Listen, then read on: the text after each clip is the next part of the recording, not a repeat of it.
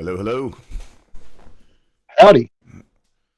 So it's been 2 weeks. We've had Has been. technical difficulties and scheduling difficulties, and you know, it's been a rough 2 weeks of news and stuff like that. Anyway, and I there was a point where I was like, I think maybe not being so dialed in was a little healthy anyway for me. Uh, It makes sense. it, uh, but You do have to hey, step away from it. it's we're back at it now. So what's new in your world? Uh, I'm just a little interested in the, Stephen Colbert firing. Oh yeah, That's, this is my world is fine, but let's see if this is working. I, I love that they're trying to sell to us the idea that they did it just for financial reasons. Let's check on the Facebook. Hello, hello. Try that, and then Got it? yeah, looks good. I'm gonna try the old Twitch chat here. And hello. Yeah, we got them all. Beautiful. All right. So yeah, the Stephen Colbert firing. We're going to be talking about fascism a little bit tonight. Yeah. Going Um, after the media is part of that. I would say so. So tonight's video, like I have several videos to go through because we're behind a couple episodes Weeks. for us. Yeah. So I've looked over some things that I thought would be good for us, but we never got to talk about them. So I have something new and something I was going to do with you maybe a couple weeks ago or last week, which is like Umberto Eco's traits of fascism, and a couple of guys discussing that. A smaller creator. So it's always fun to kind of look at the smaller creators. Now, this is what we're going to watch first is Jubilee, which is a very big creator, and they've gotten into one of these. They've gotten into one of these formats or content creation where they take a well-known political personality or a debater of some type, and they'll give them 20 or 30 people to sort of have a speed dating style debate, right? And the one we're going to be watching today is of Mehdi Hassan. And are you familiar with him? Not familiar with him, but I think I've seen one little thing. Now, let me ask this: is Jubilee the 20 far right conservatives, or is Jubilee the one progressive? Uh, it is the channel that puts this on. Jubilee is the Okay, channel that creates the content and invites both the progressive and the 20 far right conservatives. They've done other ones before, like with Jordan Peterson, which is a pretty famous one where he got uh, really, I don't know, dogpiled on by the people who watched his performance. It was pretty bad. I believe Ben Shapiro has been on this. I believe Sam Cedar. Um, and I've watched a couple of them. I watched the Jordan Peterson all the way through because it was just a train wreck. And I didn't think I would see a train wreck even more train wrecky until I saw this one. And I was like, oh mm, my gosh. What's up, Bubba? We got Bubba Husky in the house. So yeah, we're gonna watch a little bit of it, and about midway through, I'll point at it on my with the pointer here. About midway through, this guy right here that you see, he might be the thing that, like, we might pause it and then go look at the other video if we have time. The other video is also, 35 minutes, and this video is a 2-hour video, so we'll have to break this one down in parts. But like for context, because like, I mean, we'll talk about it a little more, but I don't know this right here, far right conservatives, right? Like, boy, what are we talking about, right? And you'll see as the video goes. So I guess let's get started. And if you're ready, sir, do you have anything you want to say any more about the Colbert situation? You're just interested in it, or? I just am baffled that they think that the American people are stupid enough to think that that's financial reasons when the president is posting stuff that says, I'm glad Stephen Colbert got fired. We made an agreement of 16 million, and oh yeah, there's 20 more million that in video in PSAs that they're going to do for us. And it's 2 days after he said it was a bribe. They said we're going to end this show, and then I don't know if you know this or not. So we went to watch the next show after would have been yesterday's show. Went to watch it later, and it wasn't available on Paramount Plus. They're scrubbing a lot of his content. Scrubbing it. Yeah, not available on Paramount. CBS has bent the knee, so to speak. Very much so. But we're doing better than CBS. We have not bent the knee. That's right. All right, let's get started on old Medi here. My family lineage is settlers from the 1500s. Colonialists. Yeah, colonials. You don't look very Native American to me. I am Native American. Whites are Native Americans. What are you talking about? You're not. What are you talking about? You're a little bit more than a far-right Republican. Hey, what can I say? I think you could say I'm a fascist. Yeah, I am. Listen to me. I am an immigrant. I'm speaking from personal experience. Get the hell out. I don't even like... I should get the hell out. Yes. Why? I don't want you here. I'm Mehdi Hassan. I'm a journalist. I'm the editor of Zeteo. And today I'm surrounded by 20 far-right conservatives. My first claim is Donald Trump is pro-crime and pro-criminal. Before they get started, do you have any comments on Donald Trump being pro-crime and pro-criminal? That's a pretty good one, by the way. It's it's that's an interesting statement. I think he's certainly pro white collar crime. He's pro extortion, and he's certainly been releasing a lot of criminals. Okay.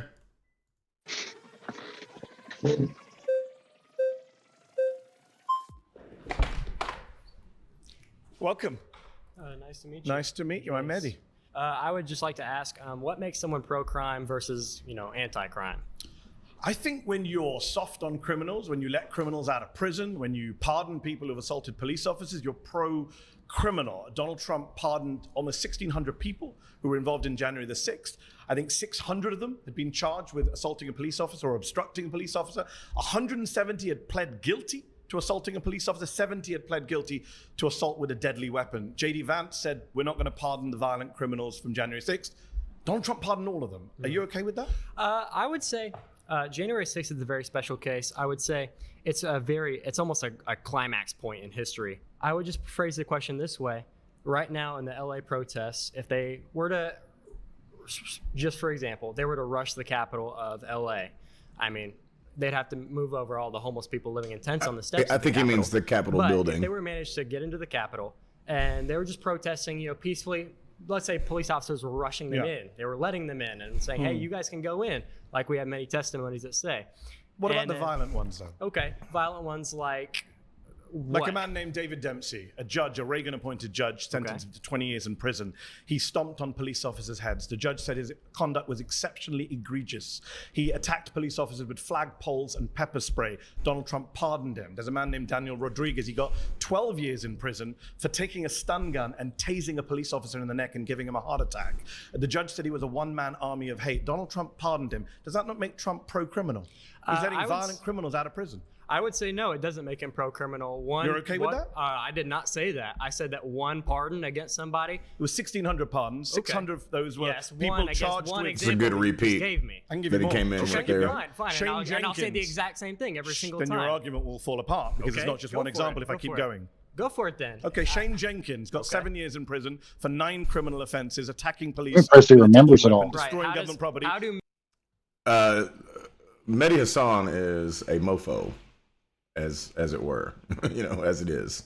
Trump how do pardoned pardons him. that probably shouldn't have happened turn into pro-crime? So you've agreed that they shouldn't have been pardoned? Sure, but that wasn't your claim. Was January 6th? Your claim was Trump is pro-crime. Yeah, because he pardons criminals. Okay, I He would say that pardoned that's a not- fault. Let's talk about non-January 6 people. Okay. He's pardoned people like Paul Walchuk recently, who took millions of dollars from his own employees, was sentenced to tax crimes, had to pay back $4 million.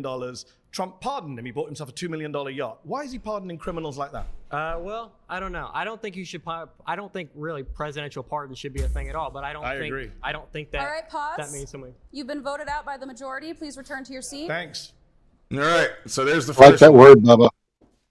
I like that word, Trumplodites. Trumplodites, the riffing off troglodytes. Yeah, troglodyte. Yeah, Yeah. that's yeah. I don't like to say the T word, but I like Trumplodites. That kid just not even smart. Okay. Why is he not smart? I mean, I could. Was he was not trying to make an argument. He was just saying, "Well, you only gave me one example. Okay, I'll give you as many examples as you want. Well, he gave him Oh, two. and every time I'll just Yeah. and then I'll just shoot everyone down." Yeah, he's just like, well, I don't know about that one. I don't know. I mean, it's well, Yeah, because you don't know about it doesn't mean it didn't exist. right. All right, next guy.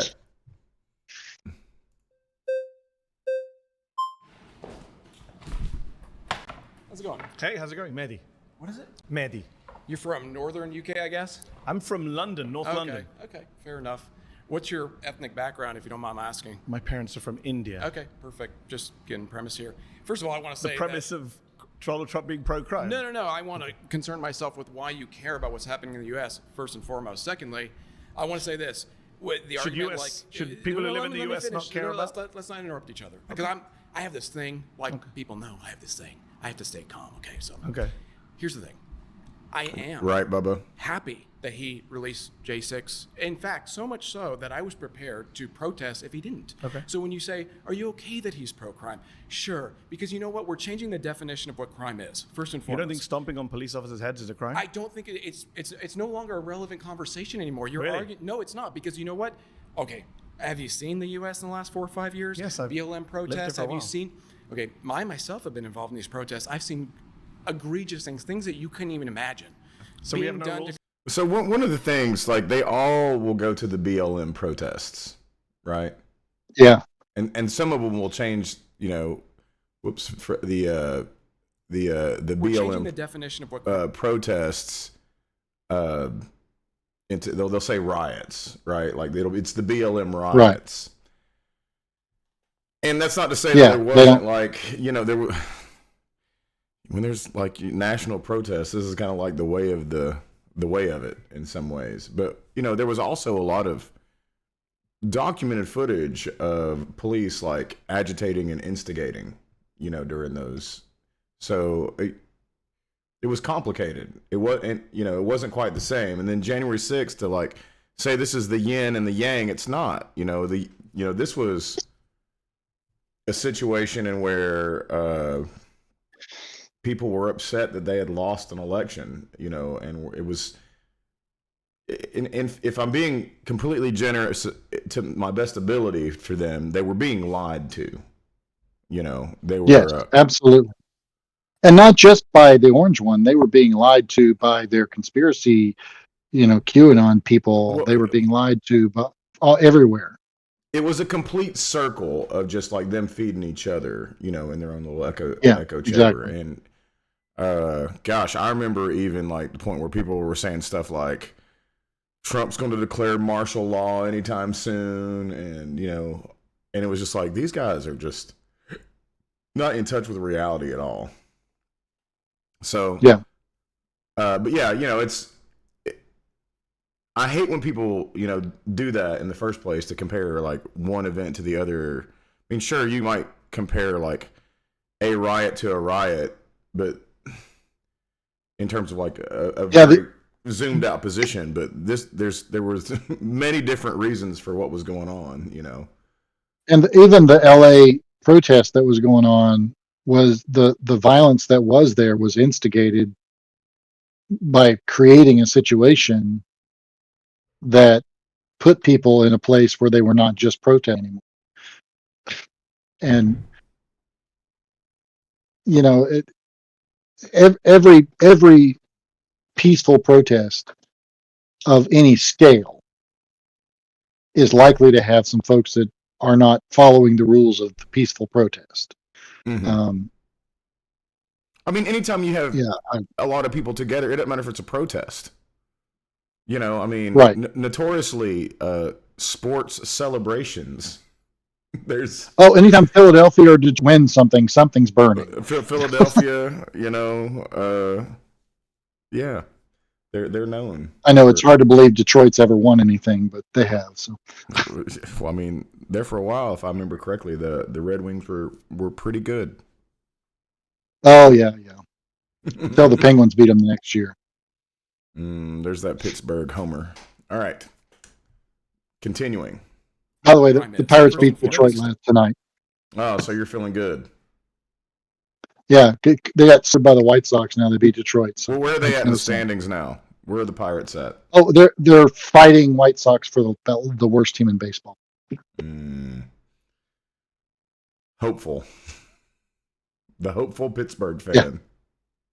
They're going for having 3 first picks on their team. I think. Hey, got to rebuild somehow until the Yankees until the Yankees take them, right? That's right. Stomping on police officers' heads is a crime? I don't think it's no longer a relevant conversation anymore. You're arguing. No, it's not, because you know what? Okay, have you seen the U.S. in the last 4 or 5 years? Yes, I've BLM protests. Have you seen? Okay, myself have been involved in these protests. I've seen egregious things that you couldn't even imagine. So being we have no done rules to conservatives. It's not about that. It's about tribal warfare. Okay. That's where we're at in the U.S. I don't know where you're at in the UK. You're from India, so I don't really. I'm not from India. Oh, sorry, your parents are from India, so. Tribal warfare. I gotta stop. I gotta stop on that too. What does he mean by tribal warfare? Like he means my tribe versus your tribe. But what? Like that's not happening. I think Bubba mentioned the day of the rope and white supremacy, born and white fragility. Yeah, this guy is the epitome of white fragility. Yeah, this guy. I mean, like he is so. What I've noticed is they're so mad. Yeah, they're so because mad. if he actually had to have a quote debate, which is what the guy's trying to do, if he's actually having a debate, you talk about the issue. But the whole premise of the way things are so bad. Let me point back to BLM. Let me point back to this or that, and no matter what Mehdi says, this guy is going to turn it back on those other things. He's going to divert away and do the what if thing or what abouts. I think is the word I meant to say. Do some whataboutisms. Let's see what he does.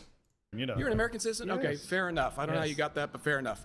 Here's the thing. Are you an American citizen? Absolutely. Did you hear this? Oh, sorry, your parents are from India, so I'm an American citizen. You have your own stakes. I'm an American, You're an American citizen? Yes. Okay, fair enough. I don't know how you got that, but fair enough. Here's the thing. Are you an American citizen? Absolutely. Okay. But here's the thing. Not sure how you got that, but okay.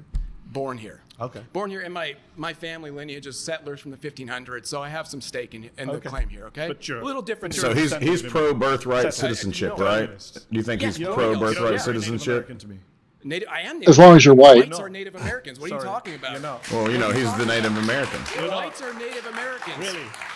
But look who's all cheering for it. Yeah, so this is okay. This is where when I said this right here might even be, I mean, I guess it does say far, right? I mean, but like this is.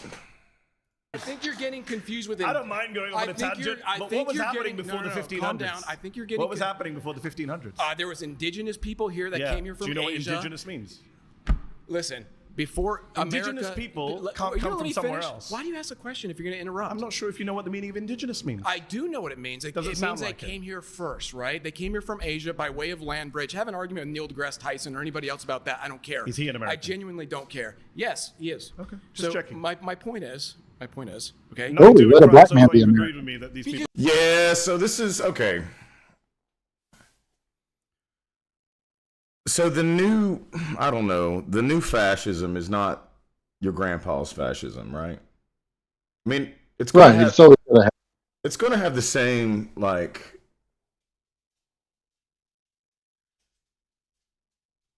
There's going to be some similar flavorings, right? But like it's more clever. Yeah. It's more clever than it used to be. And when I say it's more clever, I mean in order to, I guess the word would be obfuscate, like their true,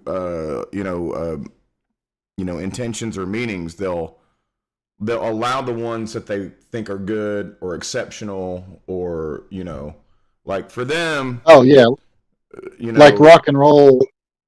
In the 60s, it was okay for certain black people because they had musical talent. As long as they were in their own zone. But there's still, I would still say that there will be some second-class citizenship ideas that would come from these folks for the people that they even have considered exceptions, right? Yes, I agree.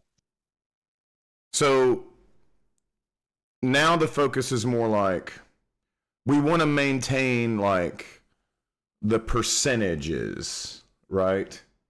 You know what I mean? Like they want what they're afraid of. They're afraid of what white replacement theory. Yes, is where we're going with this. They're afraid of losing the power structure, which is kind of ridiculous. Well, and if you think about it, they've shifted from KKK. They opposed anybody of a different race than white. They also opposed Jews. Right. The Jews will not replace us was the statement they used. So now it's, well, look at these institutions of higher learning. Look at education. Look at these. I go to a doctor and I can't understand him because he speaks Indian. Mm-hmm. Or, that kind of stuff. And there's that fear of replacement by now Asian folks or Hispanic folks. Right. But it's like, so what they'll do is they'll say, hey, it just needs to stay how it is, right? Like there needs to be a majority of a white population that's Christian nationalist. Right? Right. Which is to say, like by very definition, white supremacy. Right now, some people will take the term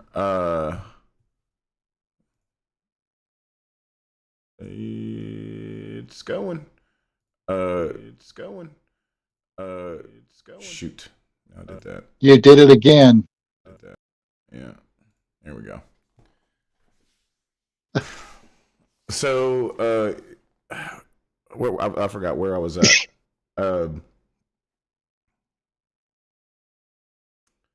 I'm sorry, I got distracted by the when people come in with their technical issues on my stream, like my mom did a couple of weeks ago. Like your mother. Yeah, she was like, I don't see it, I can't hear it. Help, she was, and I'm like, if this is the chat, I can't really. So yeah, so it's the white replacement white replacement theory is what they're going with. You know, it's a pretty ridiculous concept, considering also that the U.S. kind of did a couple of genocides on their way here. You know, Right.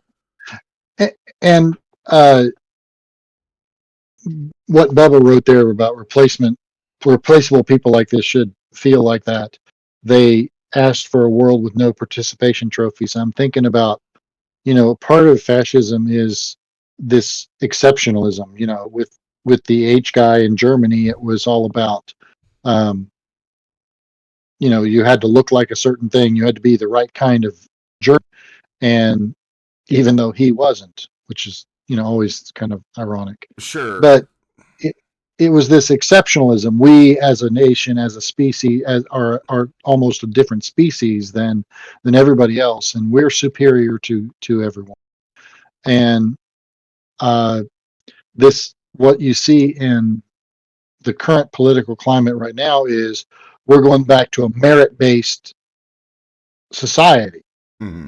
And then they argue, well, that means that anybody who got a job that was a high up job, especially that isn't white, didn't get their job because of merit. They got it because there was affirmative action or something like that. Sure, yeah. And I remember hearing that from my father in the early 70s, and I knew he was an idiot during that time. You knew your dad was an idiot? Yeah, I knew that was just wrong. And well, I'm curious. I've never really heard you talk about your dad before. So my dad was a piping engineer at the plants in Oak Ridge, and came from Pittsburgh and working. Lived in it. What time frame are we talking about? We moved twice into Tennessee. The first time the first time would have been the very, very late 60s. Then we moved to Pittsburgh, back to their home community, which was Pittsburgh, for about a year and a half, and then in the early 70s we moved back to Carnes, and so he was here through till 1980, and then he moved to Oregon.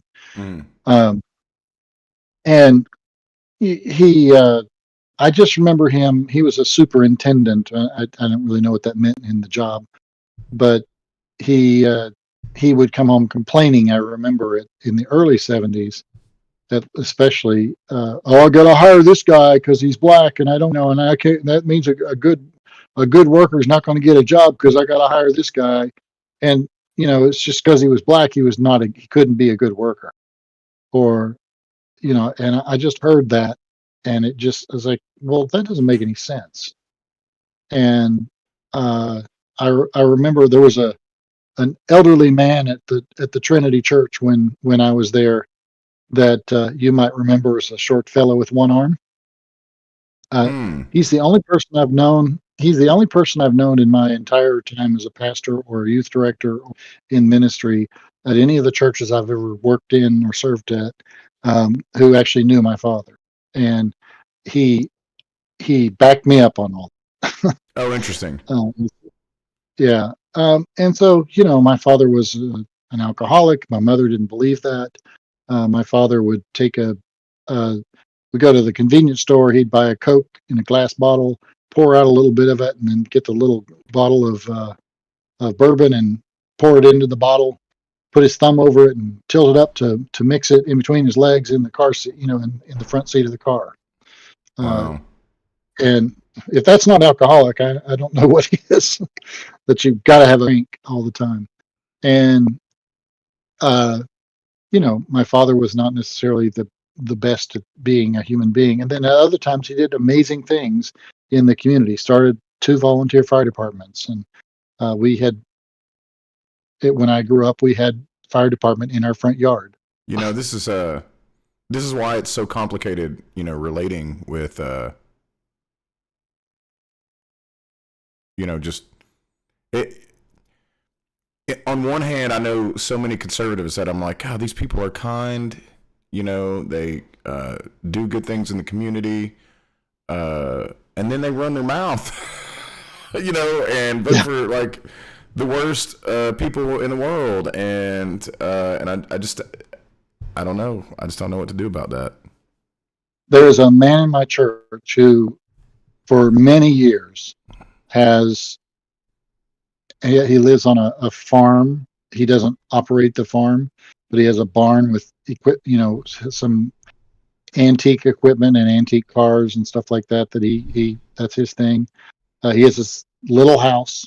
It's a very small house, and he has welcomed college students from a local college in the area, and they are international students. They've come from Vietnam, from Africa, different parts of Africa. They've come from a number of Asian countries besides Vietnam. I think there was one from Myanmar, which is, what's it called now? Somebody help.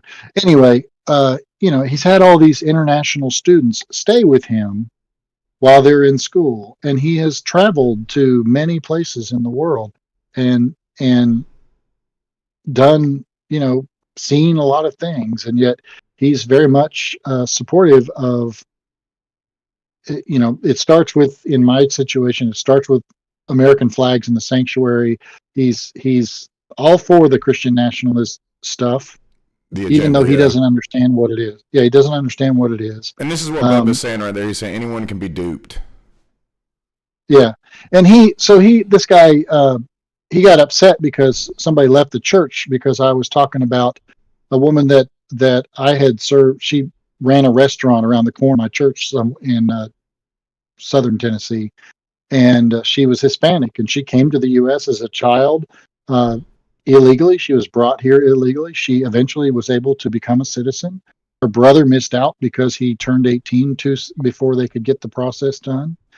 And she was writing back in February about how she feels more fear now just driving as a brown person on Wednesday. And I was just trying to say, whether you agree with policies about immigration or not, the church's role is to care for the person. Mm-hmm. And what we've got are people that are being treated in terrible ways because of the color of their skin or the language they speak, or, here's a full citizen of the United States. Just like this guy here, he doesn't care that the guy, I don't know how you got to be a citizen. The only way to be a citizen is if you're white, is what he's saying. Well, he said born here with a lineage of his ancestors from 1500. So he's done his what is it, the genealogy. The 21andMe or whatever, Yeah, that's right. And I watched this guy upset because of that I wasn't defending the orange person's policies of not only the deportation stuff, but the way that they're going about it. And, checking out kids in school, interview, the things they're doing, stopping people on the street just because they look like might be a non-citizen. And what does that even look like? Exactly. And the only way that you can do that is if they look brown. There's a racial element to that, and it is racial profiling. And so this guy doesn't see the connection that those people that have been students living in his own house that he loved and is proud of, that they're also scared. Yeah. So it's just like, especially the most cognitive dissonance, you just. Yeah, exactly. Especially the most recent ones who, like I one that was there at Christmas, he was on his way to start school and a next level education up in Pittsburgh. And, that kid could lose his visa just like that. How do you talk to somebody like that? Like, how do you, this is a church member of yours. So how do you, So this week we shared with the congregation that the Holston Conference approved a resolution stating that we denounce Christian nationalism. Yeah. And all he hears is, it means you don't like soldiers. You're opposed to America. That's all he hears. He doesn't hear you can be a patriot and not be Christian nationalist. He doesn't want to hear that you can love being an American and also follow Jesus, that you can love being American and keep those two things from defining each other. And he's like, so the reason that you don't like the flags in the sanctuary, the reason that you don't like patriotism, and he's starting to understand that I don't oppose him having a 4th of July party at his farm and inviting the church. I don't have a problem with that at all. I have a problem with forcing us in the church to break the First Commandment and loving something and idolizing something else in the sanctuary. It's just completely against what, these are the same people that want to put the 10 Commandments up in the courthouses and in the school. And they haven't read the 10 Commandments, first off. Or the 12. Or the 14, or the one about the sheep and the goats. Yeah. Which version? Right. And it's just, how do you talk? He said that, so Carla was trying to explain to him, and I happened to walk up to the conversation, and she was trying, here's the document, here's what it says, and here's the definition of Christian nationalism, here's the definition we're using of patriotism, and I don't think that deeply, and I don't need to think that deeply. And I'm like, well, but that's my job to think deeply about these things. Right. And, so how do you deal with it? It's been a bugaboo for 35 years. So. Okay. Because I've been fighting Christian nationalism the whole time. Sat down and asked me where I'm from. I think you derailed this conversation from the get-go. by that, but I'm Let's start. We'll give me about 10 nothing to do seconds. with crime. So far, you've agreed with me that these people are criminals. Because you're derailing, dude. I'm trying to stay on track. You literally sat down and asked me where I'm from. I think you derailed this conversation from the get-go. by that, but I'm because not I'm offended. I'm curious, just wondering what it has to do with crime. I'm always curious. We're going to talk about immigration. Don't worry. Later on, you can come back. I hope so. Right now, you're doing a very bad job of making the case that he's not pro-crime I just and got a pro-criminal. round of applause. I could probably get another one actually if I asked for it. Wow. So I don't think I'm doing Is this how as you bad. get rounds of applause? You sit in a room with 20 people who agree with you. Wow, amazing. Amazing. That must wait make you till feel this comes good. out. You know what? I'm 20 actually people glad who agree you're with getting you this applauded you. emotionally outraged right Wow. now. This is great. I love it. Do I have to say anything at this point, or are you just going to keep going? No, please. Okay. Make your claim. Well, my claim is that I don't care if it's pro-crime. You want to go back to the topic of conversation? That's fine. We agree then. He's pro-crime, but and you I have don't a care. question for you though.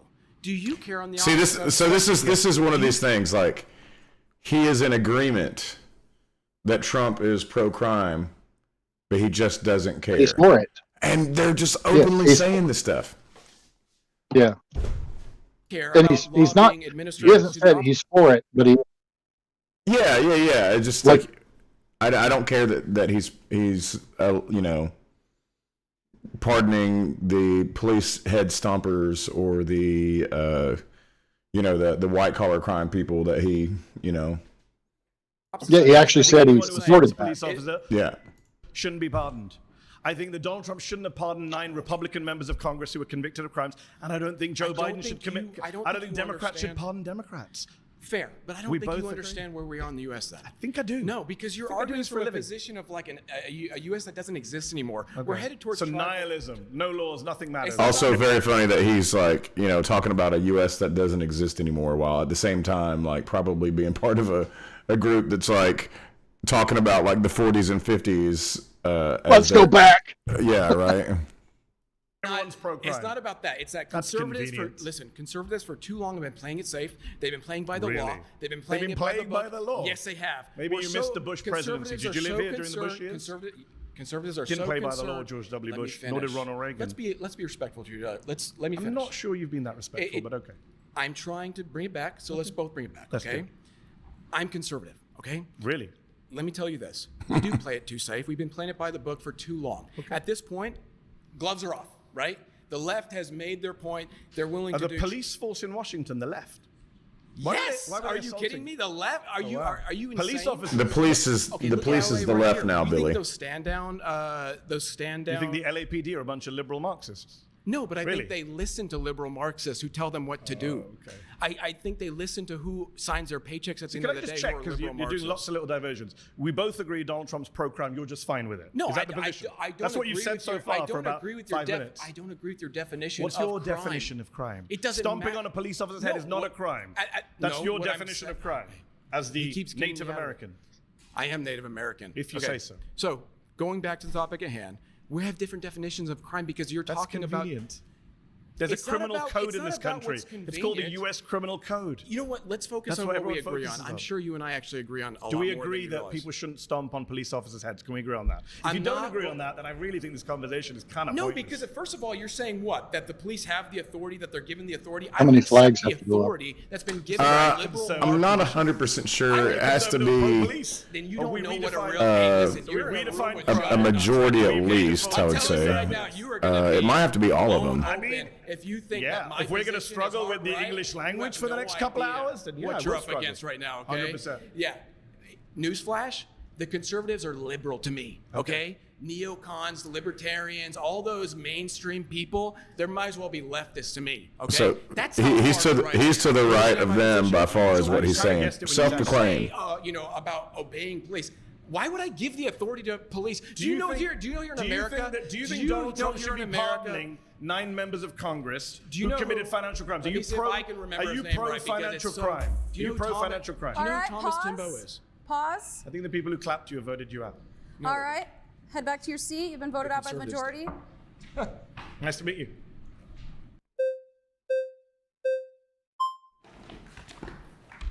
Hello, there. sir. How are you? Hey. Oh, so real I'm gonna quickly, be- before this guy, any comments on that last guy?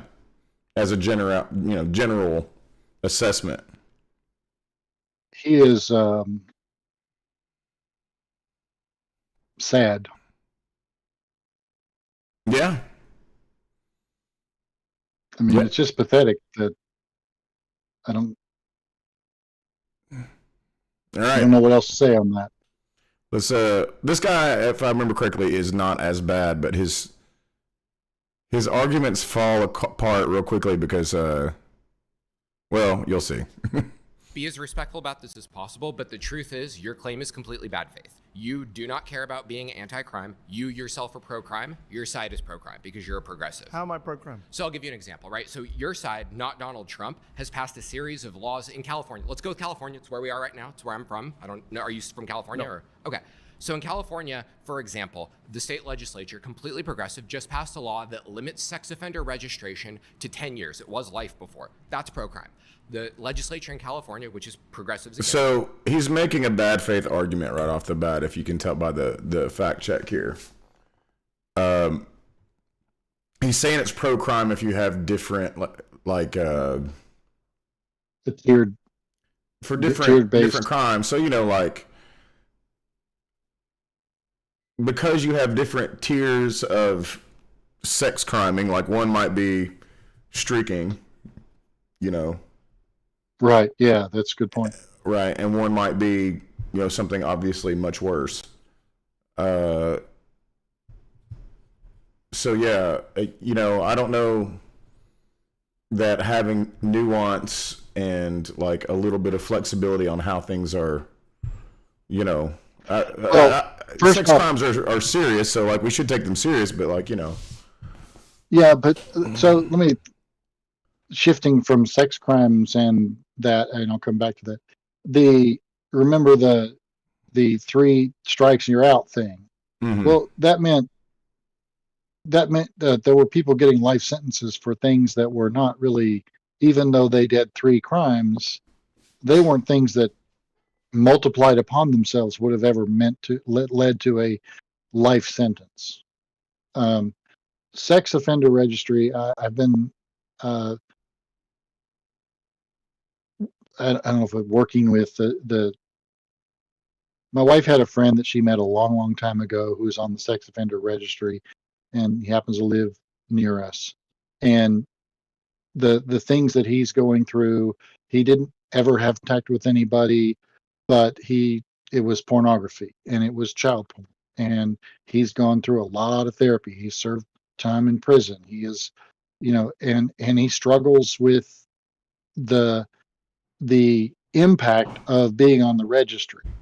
And I'm not going to legislate his particular case, but what I've learned about the way that all plays out in people's lives is it's impossible for someone who ends up on a sex offender registry to live a normal life in any way and be productive, because Sure. it's very difficult to get a job and all that. And like you said, if it's somebody that got put on there because they were streaking, whatever the minimal things are, then there's no hope for redemption, and there's no hope uh, for a possibility of them becoming a useful member of society.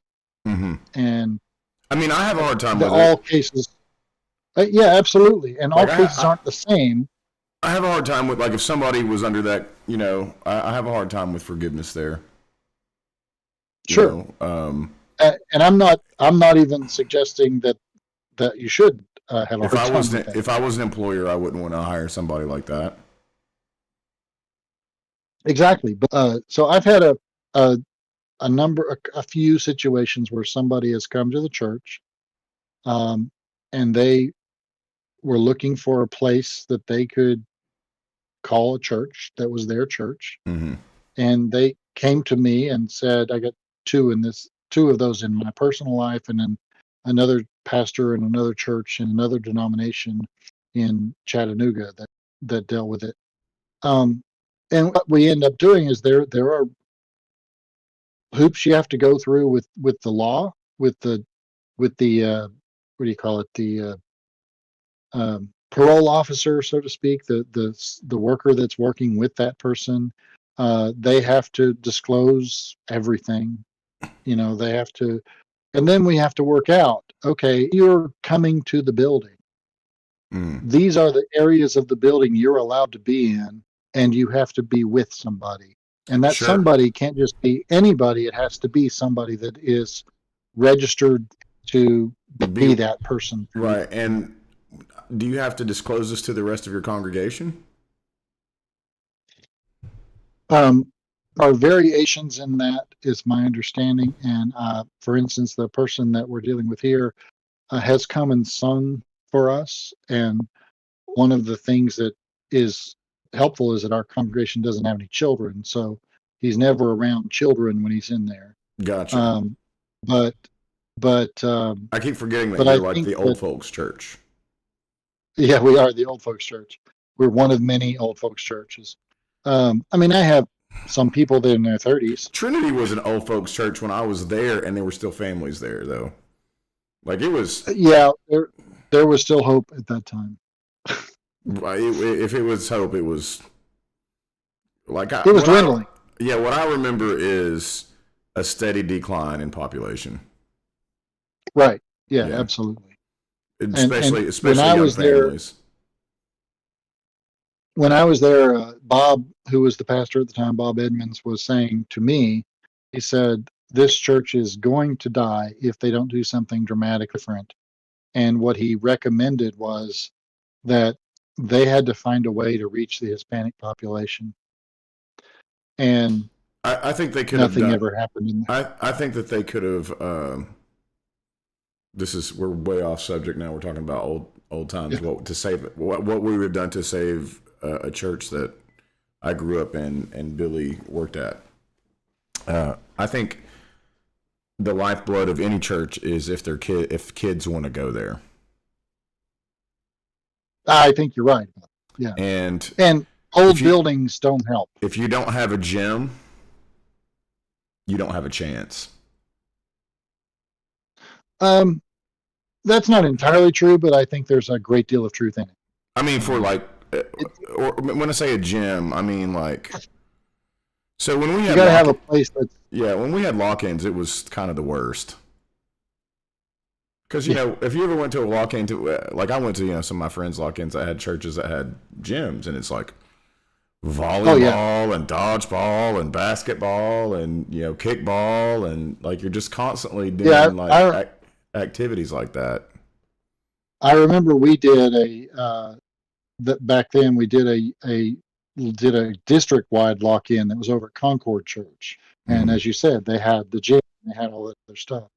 But yeah, there's a lot of truth in that. But when getting back to the issue Subject this at guy hand, is, yeah. if there is no flexibility in the sentencing and the guidelines, then they tend to fall apart at some point, because then you're ruining lives that you shouldn't be ruining, so to speak.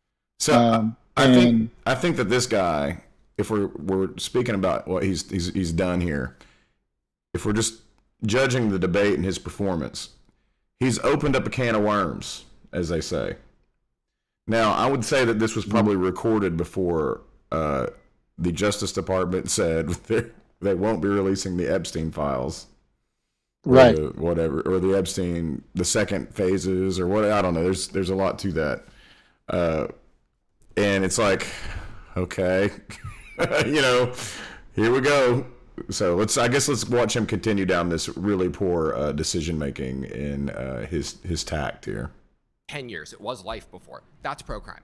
The legislature in California, which is progressives again, has passed a law that says the voter-induced 3-strike law is no longer absolute. If someone murders someone, stabs someone on 3 separate occasions, a judge now does not have to give them life. That's a progressive law. That is pro-crime. You support that, don't you?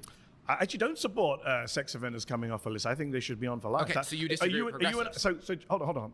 You and I both agree that sex offending is a bad thing, especially child sex offending, right? It seems like you and I agree on that. I agree on that. The legislature of California doesn't. So I'm not here to debate the legislature of California. I'm here to debate Donald Trump being... Which also is just, listen, that is not true. They don't just not care about, this stuff. Right.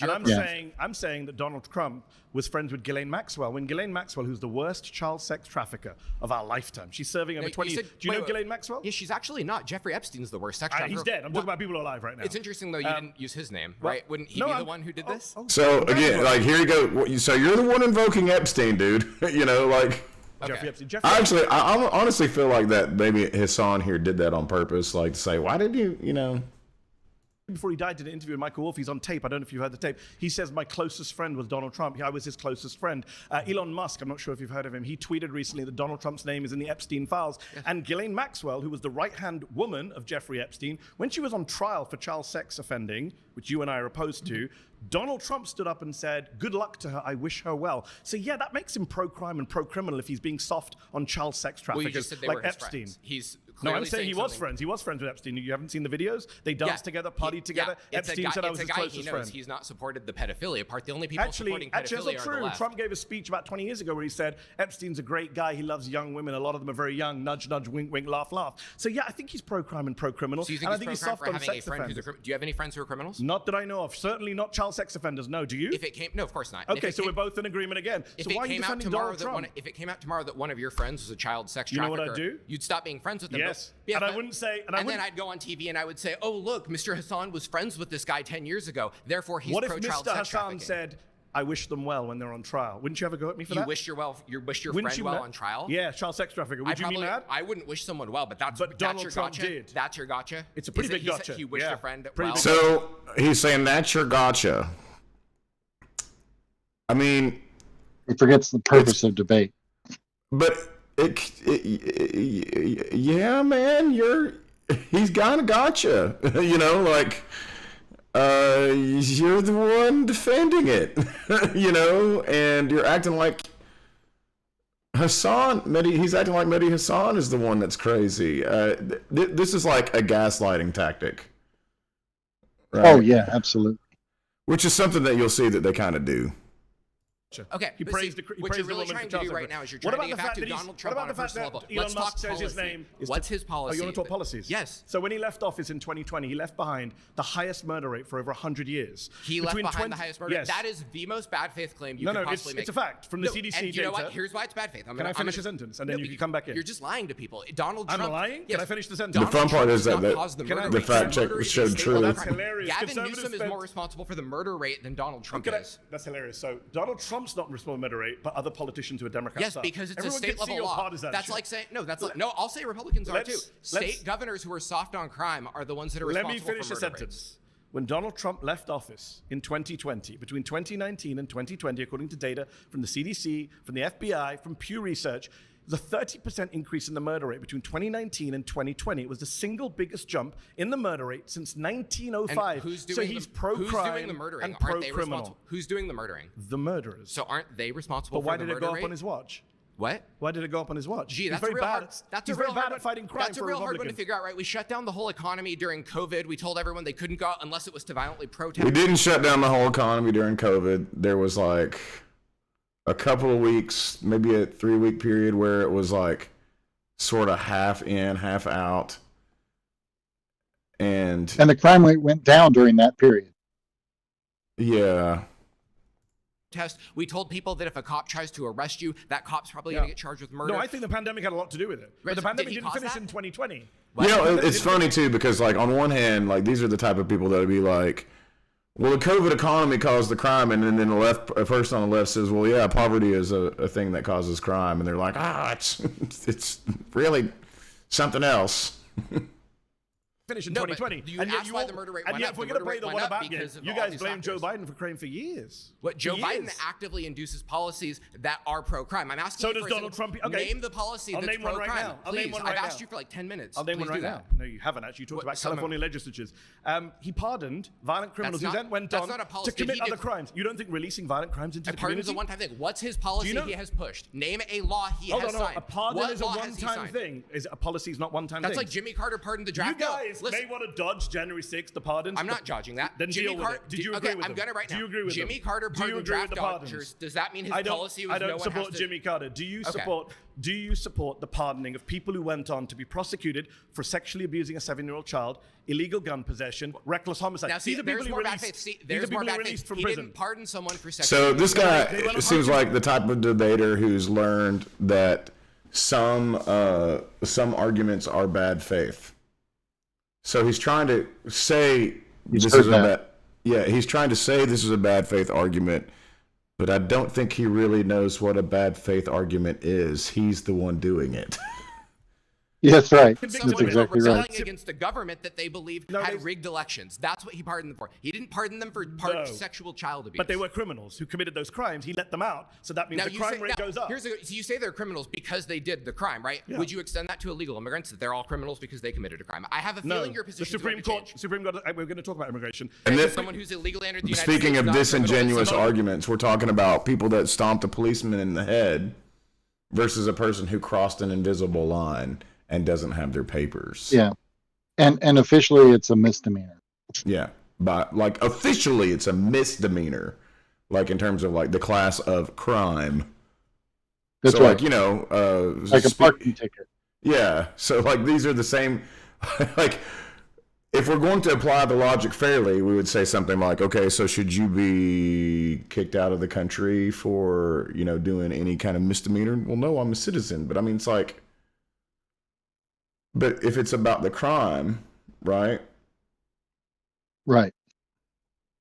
According to the illegally Supreme entered the Court, Capitol not is. according to the Supreme Court of the United States. The Supreme Court has said that anyone who enters the United States The illegally Supreme is not a Court, criminal. and we could What's the case jump site? to Can I get the future case claims. site? Can I get the We case can site? jump to 20. Can I- You want to get the case? The case site, please. For You you said the Supreme Court The said, citation of the case. yes, that entering It's the United called- States illegally is not a crime. It's called Arizona versus United States 2012. Go look it up. He didn't Pause. You've expect been for him voted to out have by the actual majority. Please case. return to your seat.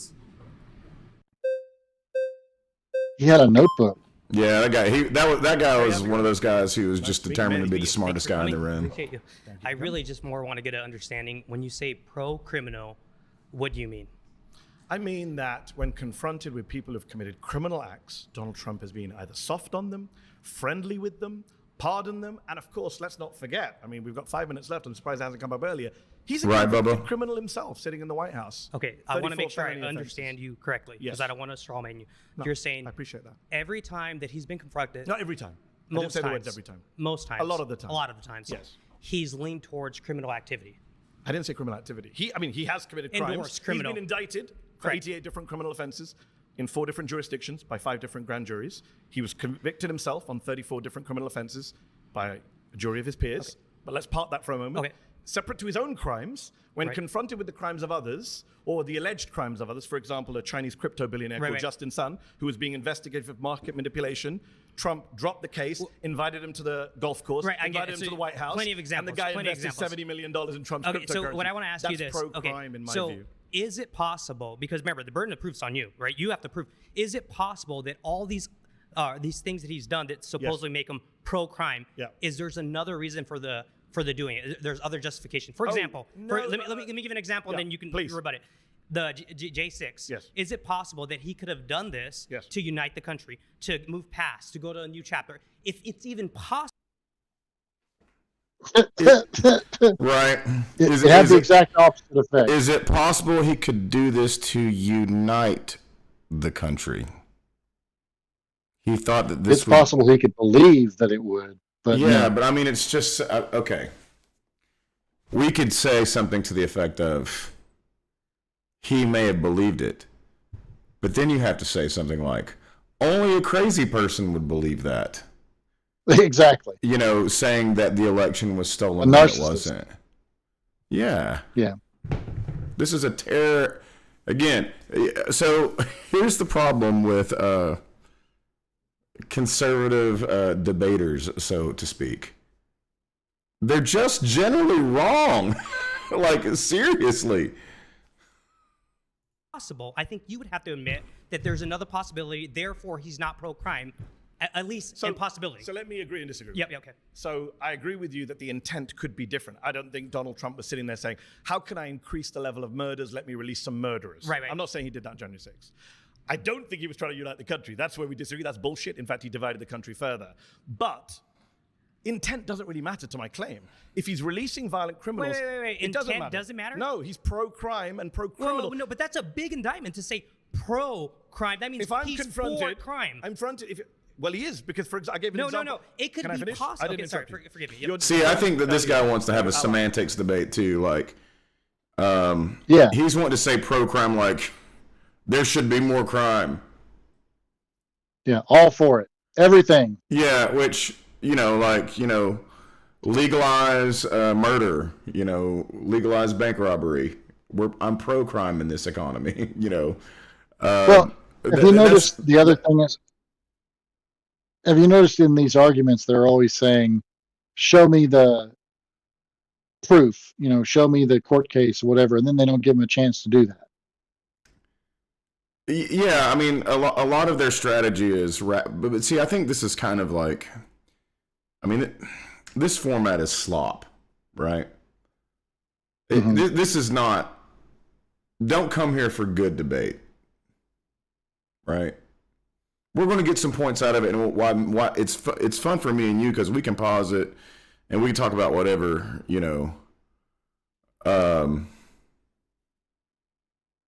but the way they're doing this in the speed dating style debate, they kind of talk over each other. They're all looking for gotcha moments. This guy doesn't realize that he's making sort of just like this, I don't know, insignificant semantics debate. Like, Mehdi Hassan is not saying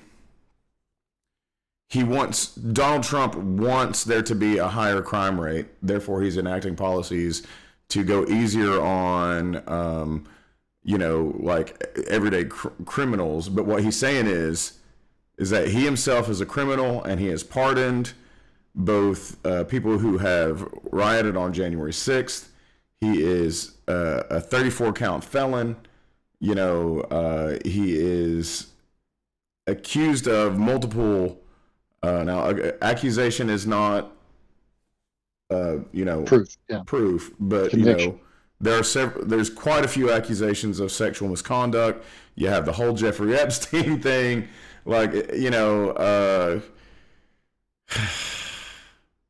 so it's not that he's pro-crime in the way that he's like trying to make more crime happen. It's just he's saying like, crime isn't a problem for Donald Trump because he's a criminal himself and he will pardon people. That's all he's saying. If I was going to argue with this guy, with Mehdi, and say Donald Trump is not pro-crime, all I would say is Donald Trump is not pro-crime. He is pro-Donald Trump. And if releasing criminals helps build his base, he's for it. Right. So if a pro-crime Donald Trump may or may not be pro-crime. In any particular moment. He may or may not be pro-crime, but his people are, in some this fringe of his group anyway, are definitely pro-crime if it means that black people are, Hispanic people or, whichever group they're angry at this week. Mm-hmm. I don't know if doing just regular protesting. Therefore, it's okay for us to run them over. It's okay for us to, commit crimes against because they're not supportive. Well, they're different. January 6th, remember the first guy, January 6th was just a special case, right? So, and I don't know if I would call that a gish gallop, but it was certainly... yeah, what does that mean? A gish gallop, it's a logical fallacy where, a gish gallop can be like a semantics kind of like deflection, so to speak. It can be like that. In this case, I'm not sure if I would have called it a gish gallop. I would just say it wasn't very well thought out. Yeah, well, there's no question about that. It's funny because he had all that time to sit there and think about it.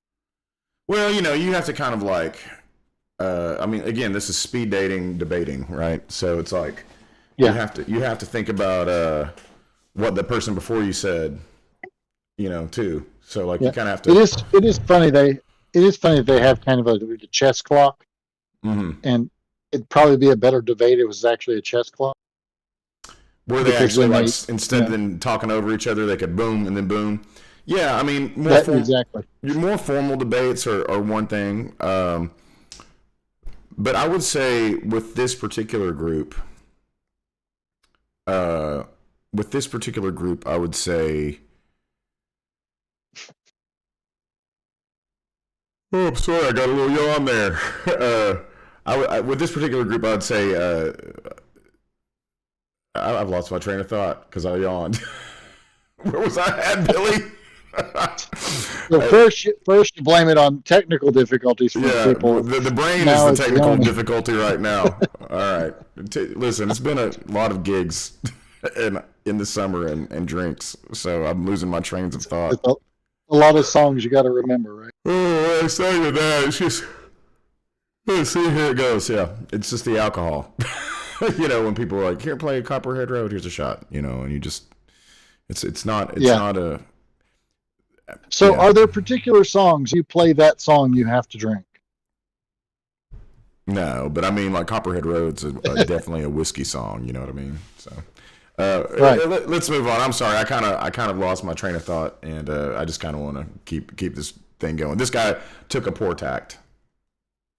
Yeah, I agree. Where has he done stuff that's increased the crime rate? I'm telling you, people have been pardoned who have been convicted on multiple other crimes. These people who we pardoned had previous criminal records. They were not just some folks chilling around and go, we're against the takeover of our country, we're opposed to rebellion. A lot of these people were already hardened criminals, militia members. He looked at those people and said, you know what? They've been convicted, in many cases, by Republican judges, but I'm going to let them out. Yeah, that makes you pro-criminal. Is it possible? And if Joe Biden had done it, you'd be attacking him. Sure. Is it possible that their conviction was part of a plea? It's like, oh shit, I can't get out of this, so I got to take a plea deal. Some of them, maybe. A lot of them, maybe. Others we saw with our own lying eyes on tape, battering police officers. So I want to. Did you watch live on January 6th? What happened? To be completely honest, I'm pretty novice on this. Okay. I'm more trying to target. You're saying he's pro-crime, and in my head, I'm just thinking this logically. Let me finish. If I can finish for 1 second. If thinking this, there's a possibility that he might have had other reasons. For example, unifying the country. Next chapter, right? Unifying the country. The reason, therefore, it's not pro-crime. There was other reasons. I'm just saying that's a possibility. And if that's, I'm saying it's a possibility, but I'm saying it's irrelevant because if you're knowingly releasing violent criminals out into the community, pardoning, not just releasing, then yes, you are being pro-criminal. And I've interviewed police officers. I don't know about that case. I've interviewed police officers who have been assaulted. Oh, I love that. I don't know about that case. This is one of their I don't know about that. So it's convenient that they don't know, which right. I'm not saying that they should know everything, but it's right. But it's the same as I don't recall. I mean, I will give them a little bit of leeway just because you can't know every situation on everything all the time, right? No, but these are his points that he's trying to make. Yeah, So yeah, it's like, they're well litigated. oh, that's things. a cool cattail that just went by. That's Roberto. Roberto's tail just went like right by your face. It was very neat. He's number 21, of course. All right. Police officers, broken bones. Can I move finish? really I don't like this. I'll finish very quickly. I've interviewed these police officers. They've been beaten by people who they've then seen walk off the streets and then carry on threatening them. Yes, when Donald Trump is responsible for that, you're definitely pro-crime. Okay, I doubt a All lot right, of the sources, but You doubt police officers who testified to being assaulted? You've Wow. been voted out by the majority. Please return Nice to your to meet you. seat. Thanks.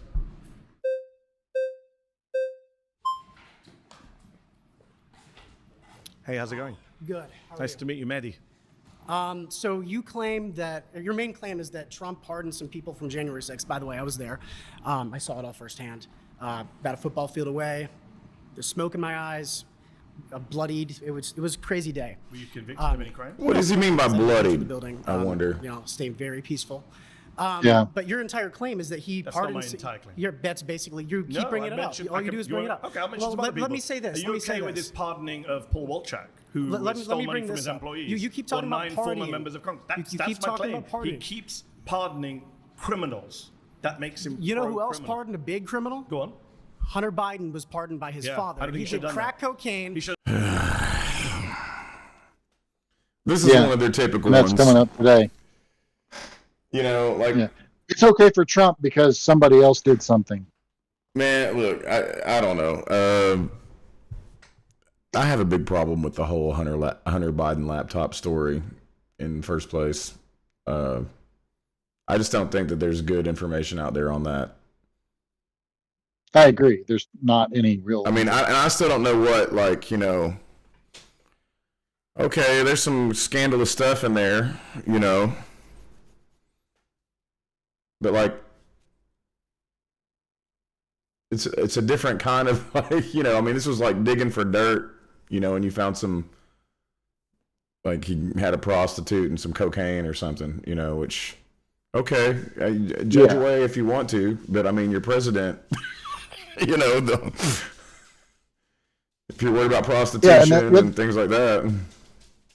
The other thing is whenever that the orange one is being held to the carpet on anything, the answer seems to always be, well, the other guy, whether it's Joe Biden or Barack Obama or Jimmy Carter is one of them mentioned.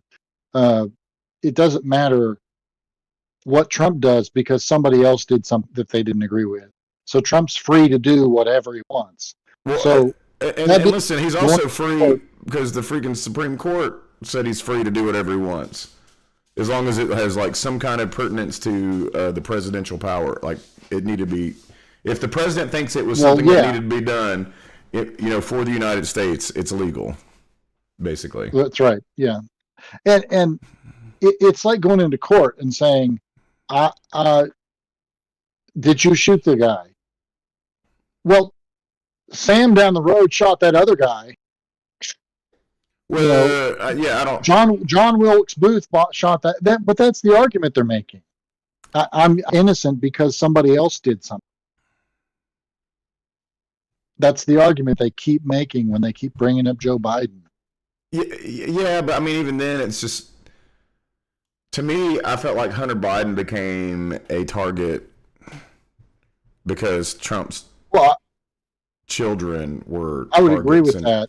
I would agree with that. Eric Trump, Don Trump Jr. is just a. I mean, he can't. I don't even know. He's just so sleazy, And then I think Eric Trump had more involvement in was it the kids' cancer thing they defrauded or whatever. Yeah. So I don't know. I think that Trump is looking for retribution in a lot of ways, right? And he's saying that right now this week. Sure, yeah. This week he literally said, it's time to go after them. Yeah, but I mean, because he's been going after them, but now he's actually saying, I'm going after them because and it's all about deflecting from the Epstein thing. Yeah, I mean, he definitely wants any news it's going around is deflecting from the Epstein thing right now. Yeah. And he had hookers there too. I'm with you all. Yeah, But then hookers. why don't you claim that Biden? Why don't you claim that I Biden think Joe is Biden in that pro-crime? instance was pro-crime. He shouldn't have done it. Well, he so shouldn't he have was done it. overall pro-crime He shouldn't have just done it. because he did that No, one. but Joe Biden didn't just. So if it was just a pardon, then you'd be fine. But I already mentioned there's also the fact that Joe Biden wasn't actually a convicted criminal in office. Trump has committed crimes. Trump hangs around with criminals. He spent much of the 80s hanging around with the New York mob. He hung around with Jeffrey Epstein and Ghislaine Maxwell. Well, that whole that's I can keep going. Jeffrey Epstein lived in West Palm Beach, the area, and that's the closest golf course he could go to. Do you think? And he's very, do you think very Donald rich, Trump is in the Epstein so files? he paid. Do you think As Donald Trump is in the as Epstein soon files? as Trump found out, Do you think that Donald Trump is in Epstein- the Epstein files? No, I do not. And here, What, is Elon Musk lying? Let me explain. Let me explain this. Okay. He lived in the area in Mar-a-Lago, near Mar-a-Lago. I don't understand what he says. I don't think he's in the Epstein files. We know he's in the files. The question is, was he like, is there more incriminating evidence? Was he on the quote unquote list? But we know he's in the files. Yeah, well, that's absolutely true.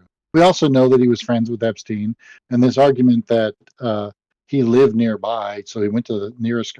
That's not how that golf course works. Right, but I mean, it's billionaires in Palm Beach. There's plenty of video and pictures of them together. It's already come out that he's on the flight logs, multiple times, just like some other people too. Right. But the things And that, also, he was at the house. when we're talking about the file, we're not talking about the things that are known. We're talking about the incriminating evidence that was gathered, right?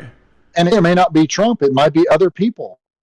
Well, yeah, sure. I mean, but what's being hidden is the question, right? So, Yeah, it's becoming more and more likely that it is Trump that's on that list now I will say because of this: the way that they're handling it. I 100% believe I'll call my shot right here.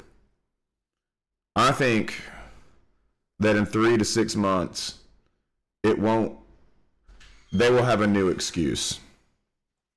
And they're already working on it. They're trying stuff now. They're trying Obama did it, right? Right, he's trying that one this week. Yeah. Hillary's emails. Yeah, they're saying that Obama did it, but Obama, Biden, basically, the people Bubba points out that Trump's in the Epstein trial documents released last year, which is true. Yeah, that's what I'm saying. Like, the documents that are already out there, he's already in the file.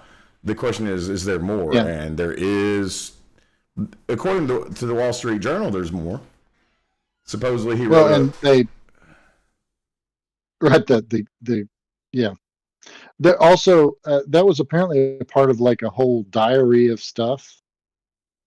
That wasn't just the one card that they, this was a collection of materials that was handed over. Right. Now I will say this: Trump made a plausible deniability claim that I actually, for once, I'm like, okay. He's like, I don't draw. Yeah. And I was like, that actually kind of sounds about right. He's not really, I wouldn't think he's really much of an art person. What I think probably could happen is he had somebody draw it and the words that he wants. And the words, oh my God, the words were the creepiest. Very weird. Yeah. Very weird. But, and then his signature in the pubic area of the naked woman that he had allegedly drawn. He could have had somebody else draw it and he's still telling the truth there. Yeah. Also, he did do drawings at the time. Oh, he did? Trump did?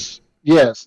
He sold, as a part of an auction once a year, a Trump doodle, and it was a full-page drawing with his signature. Yes. One a year for some nonprofit or something like that. We're going to have to ask the co-pilot about that. Hold on. Let's pull her up. This is one of the things that I saw on Jon Stewart, and I've seen it in other places now to confirm it. Okay, so we're going to ask. Let's let's see. Pastor Billy has told me that Trump used to sell his own drawings. Is that true?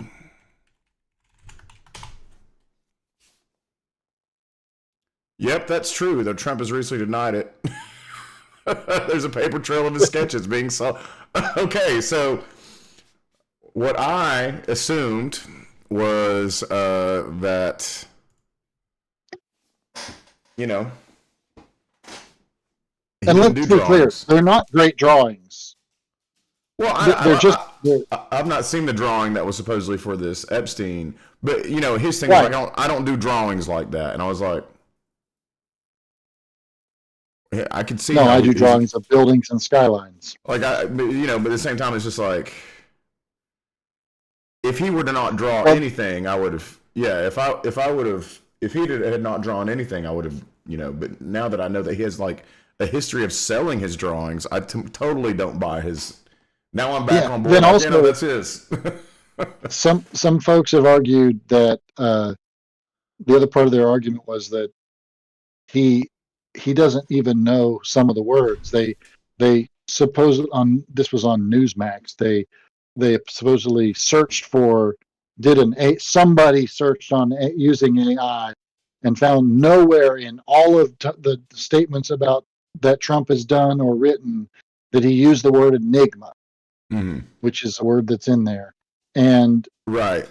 So of course this was the Daily Show. So wait, here's this plate we called Tucker Carlson an enigma 6 times, and he used it correctly in a sentence. Right. Oh man. There's always something. Like, you can always find something. I don't know big words and I can't draw. That's his excuse. That was his excuse. I don't know big words, I can't draw. And it's like, here you are using that exact word, and here are your drawings. But I have the best words. He has the best words. All right, let's move on with this guy. So he bought, obviously, a ticket to go in there. Yep. As soon as Trump found out that Epstein had done all those bad things, immediate ban from Mar-a-Lago. That's not true, but okay. Immediate ban from Mar-a-Lago. Yes, it is. That's not yes, true. It is, 100%. In fact, Ghislaine Maxwell recruited some of the girls that were abused from Mar-a-Lago. So listen to this. From Mar-a-Lago. That's pretty outrageous, right? Elon Musk tweeted that out in a fit of rage, okay? Do you sometimes really, people tell the truth when they're angry. Do you really the truth comes out when people are angry sometimes. So we might see that today. Cash Patel literally said that Elon Musk had no access to the Epstein files. So Cash Patel said that Epstein killed himself. Do you agree with that? Whatever he says goes. Then I don't care. You do? He knows more information than I do. A lot of MAGA people are upset. He knows more Cash information Patel than I do.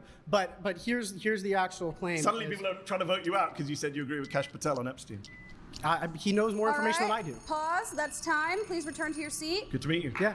Oh, he didn't get voted off. Now they ran out of available wherever you listen. They ran out of time. Ran out of time. And stay part of the conversation. Anywhere, anytime. You should mute that. So yeah, this is Surrounded. That's what this is called. My next claim is that Donald Trump is defying the Constitution. All right. Let's get your is Donald Trump defying the Constitution? The Constitution. The better question is there a moment when he's not? I mean, it feels, I'm sure there's some moments when he's not, but, maybe Bubba will chime in on this one. If he's not defying it, he's certainly pushing the boundaries of it to the point where, because one of the things that, what's his name that died? Epstein. The Supreme Court justice that had died last, before. RBG? No, before her. He died in Colorado or something with a pillow over his head and very conservative. When was this? Scalia. Scalia, yeah. Yeah. Scalia's whole argument was that we should be interpreting the Constitution as it was intended at the time it was written, with the understanding of things the way it was written of that time. So they're requiring, if you want to defend a constitutional thing, then you have to go back and look at the history. And so, like, lawyers are having to bring on historians onto their staff to deal with constitutional cases to determine whether or not people of the time would have understood it in a certain way. And they're using that as a way to skirt the intent of the Constitution, because the intent of the Constitution was to evolve. That's why there's amendments. Well, amendments, and there is a mechanism specifically. Yes, exactly. Like you can change the Constitution. It's in the Constitution that you can change the Constitution, but there's a way to do it constitutionally, right? So, like dismantling they're going to talk about dismantling the Constitution here in a little bit, but you can dismantle the Constitution if you do it constitutionally, right? Right. So, and then there's also that there's a system in place for interpretation that allows for interpretation of the time that it's being interpreted. Sure, interpretation I think is an interesting facet of. Well, that's the purpose of the Supreme Court, is to interpret the laws. Well, okay, so only when there's a question. Well, that's why it ends up at the Supreme Court usually. Well, if it eventually gets to the Supreme Court, but I mean, like, right, and it should only if there's a question, right? Then we go to the courts, and then the courts will say, correct. The courts will say, this is either they interpret it as written as best they can, right? It's like, this is what's written. But then, if it becomes one of these things where, like, it bounces around in appeals, and then eventually it is something that's interesting enough to get, like, something that probably needs to have a ruling on, right? But so, like, there are certain things that probably don't need a ruling on. There are some things in the Constitution that may seem kind of vague, like the Second Amendment is one that is very, very hotly debated. Is it no infringements whatsoever, or is it militias only, or somewhere in between? Right.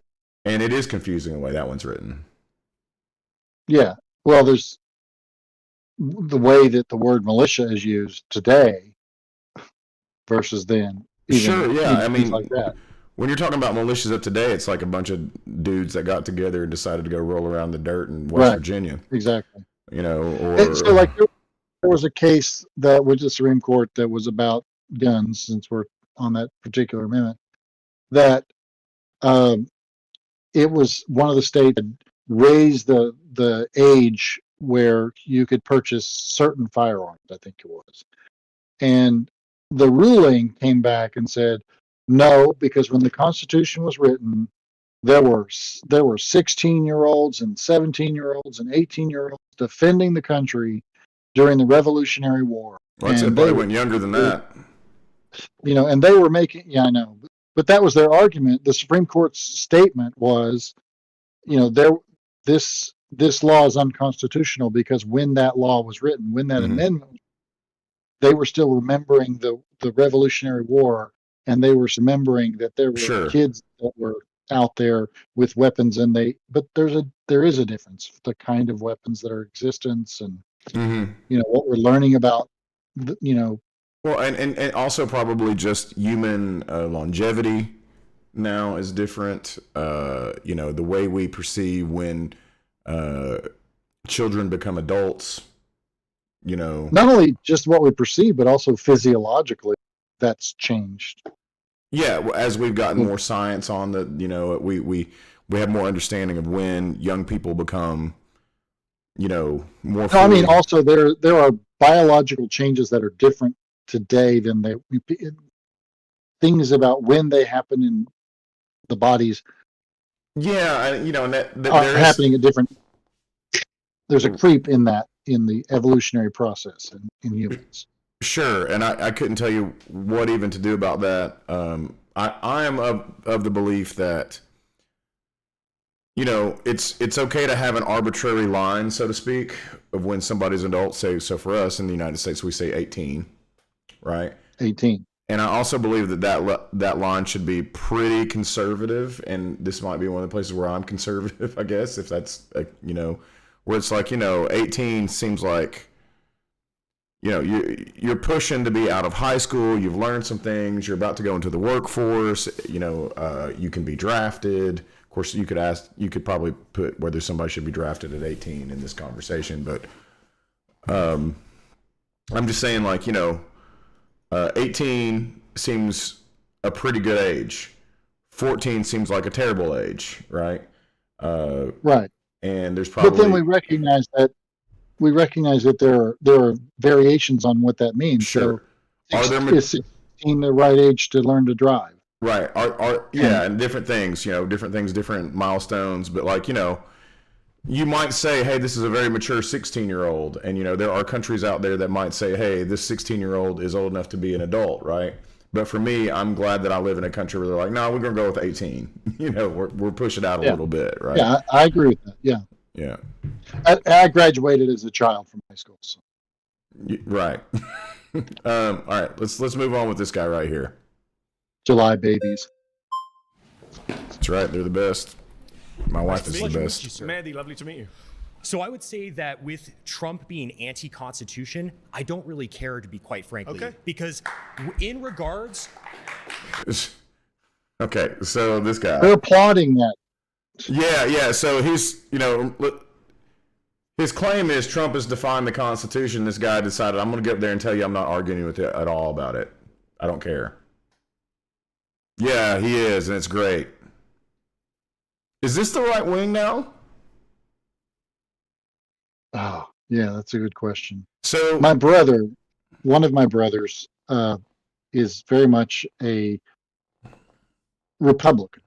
I'll start there. Claims that he's not right wing, that he's a constitutionalist. Mm-hmm. And I'm like, I don't want to get into a debate with him because I know it isn't going to go well because he's terrible at debating. And he just gets mad and angry easily. And it's not worth having an argument about. Because I don't live near him.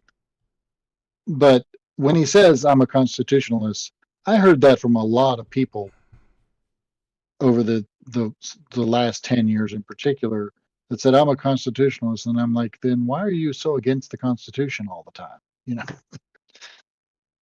Yeah, right. So like, what we'll learn from a lot of these people is that they finally come to the, you know. This guy in particular, I'm pretty sure he's like, you know, Constitution, I could live with it or without it. Probably without it.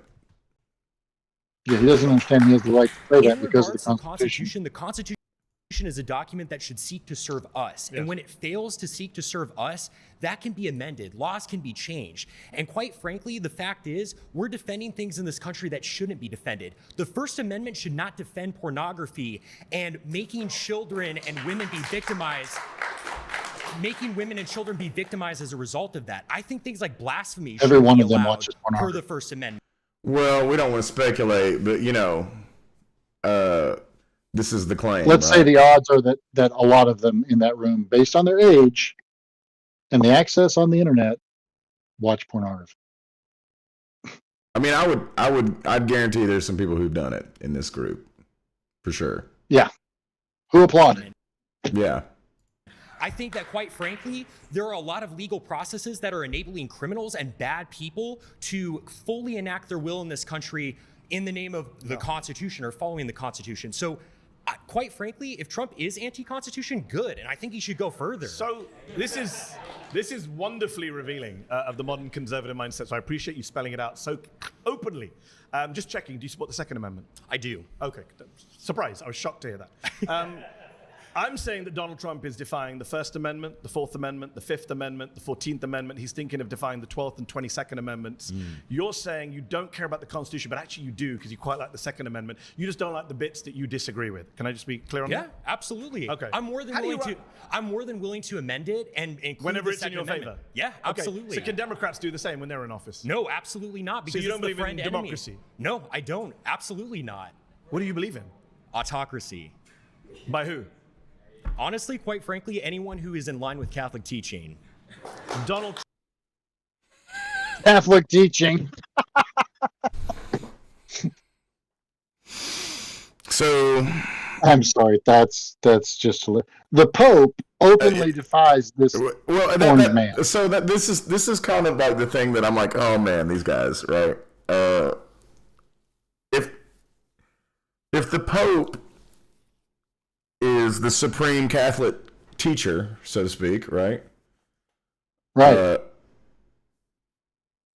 I mean, this guy should not be like, I mean, my guess is that this guy has some opinions about this particular Pope also. Oh yeah, I would hope that the question should be, so does that mean that you agree with the Pope about? I wish that we would have seen that here, but he didn't go this route. Like I wish that he would have come in and said, okay, so what do you think about this Pope? Should he be the the leader of the United States? He is from the United States, that kind of thing. But he didn't. Right. And of course, the question is, when did they record this? Was this Pope Leo or Pope? This was right around the time that Epstein or Musk was was saying that Trump was in the Epstein files. So correct. I would say that the Pope had been long picked.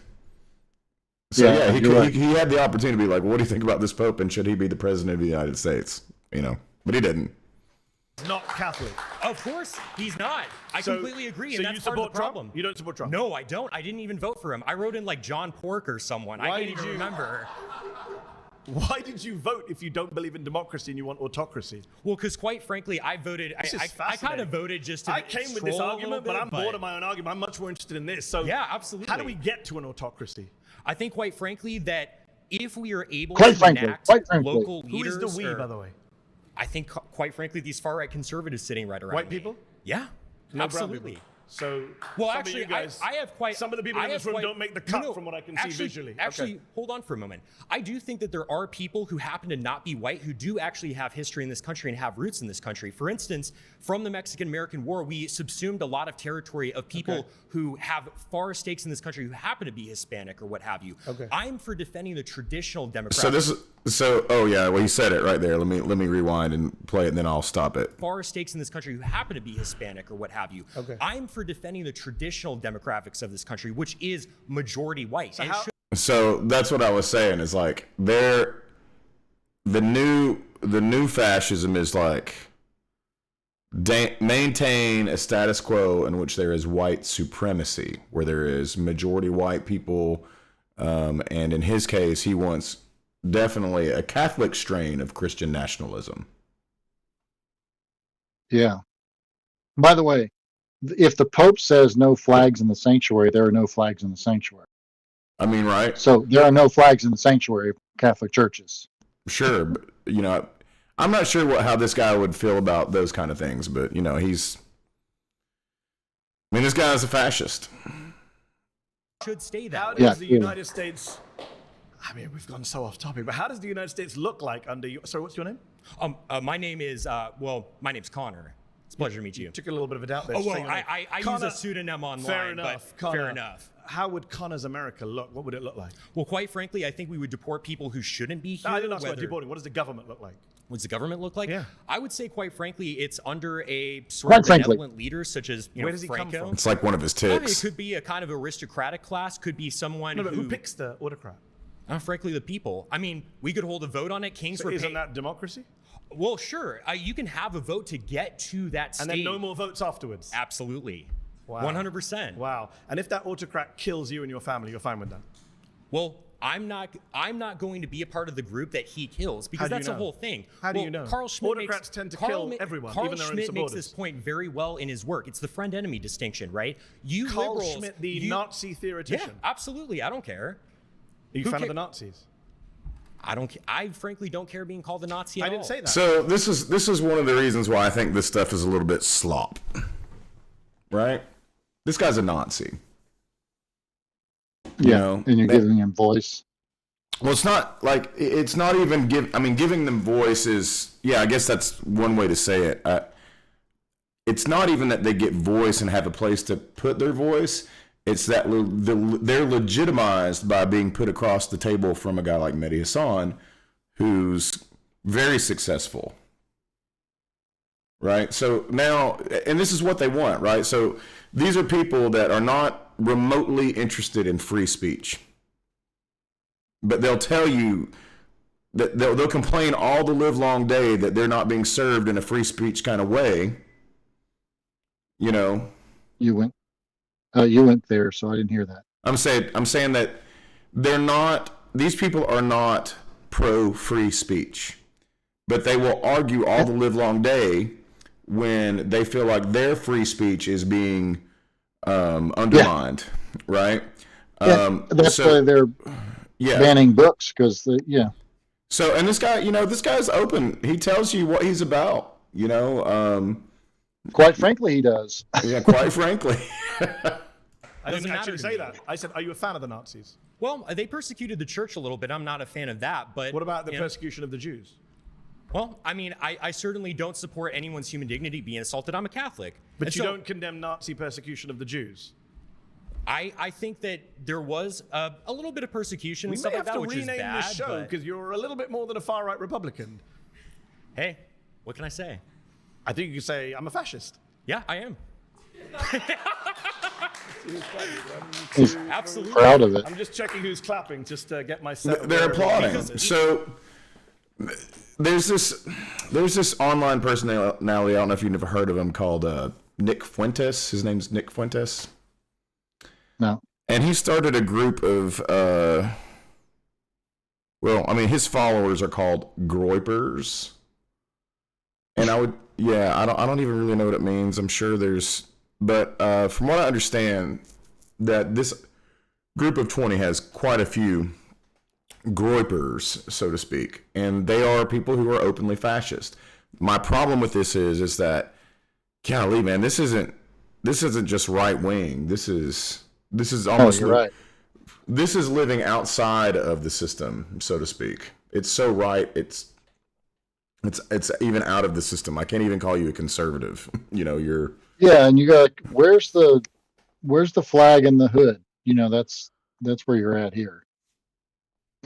Yeah, I mean, but the thing is, the flag and the hood are not.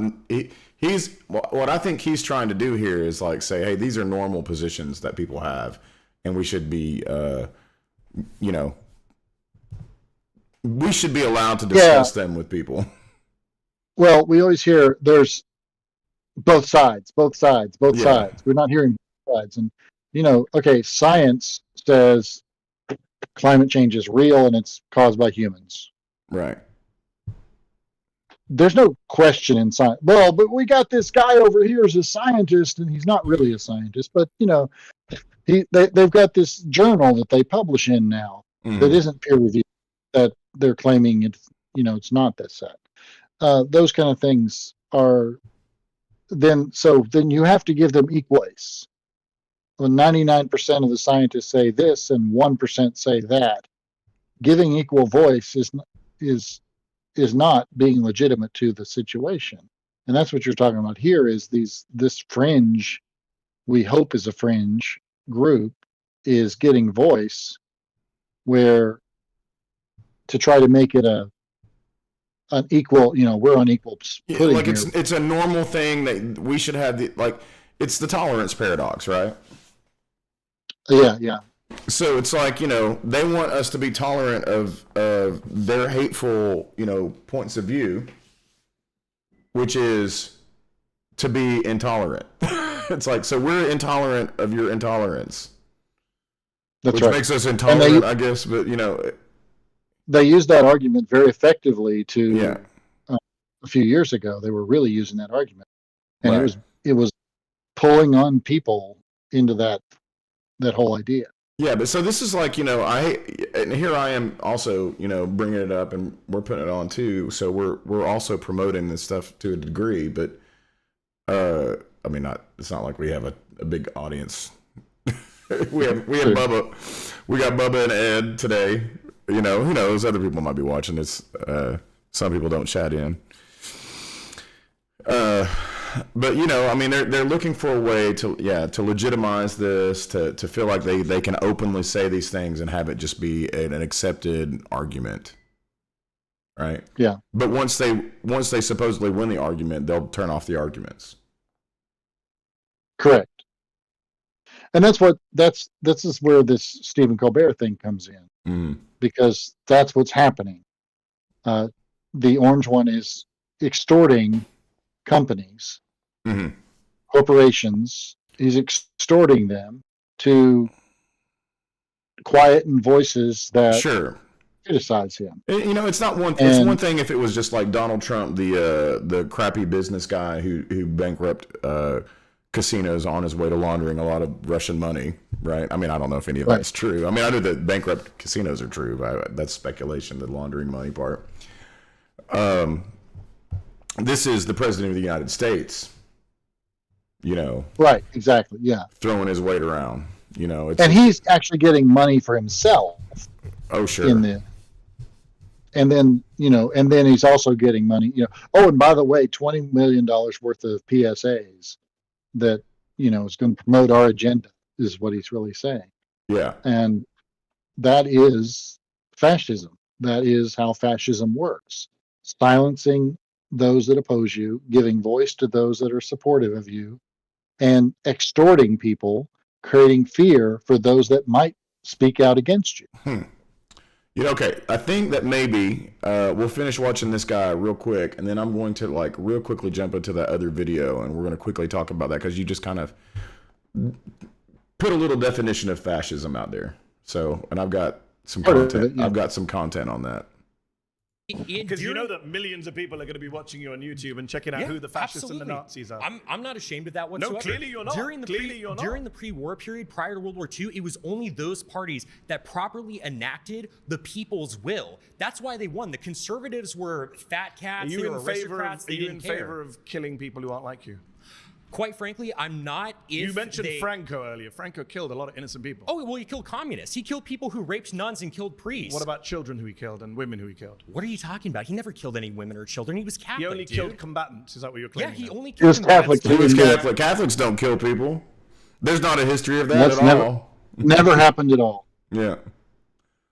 Franco, and this is Franco killed or executed 150,000 people. That includes members of the Catholic clergy who were deemed either liberal or loyal to the Spanish Republic. So, 150,000 guilty people, huh?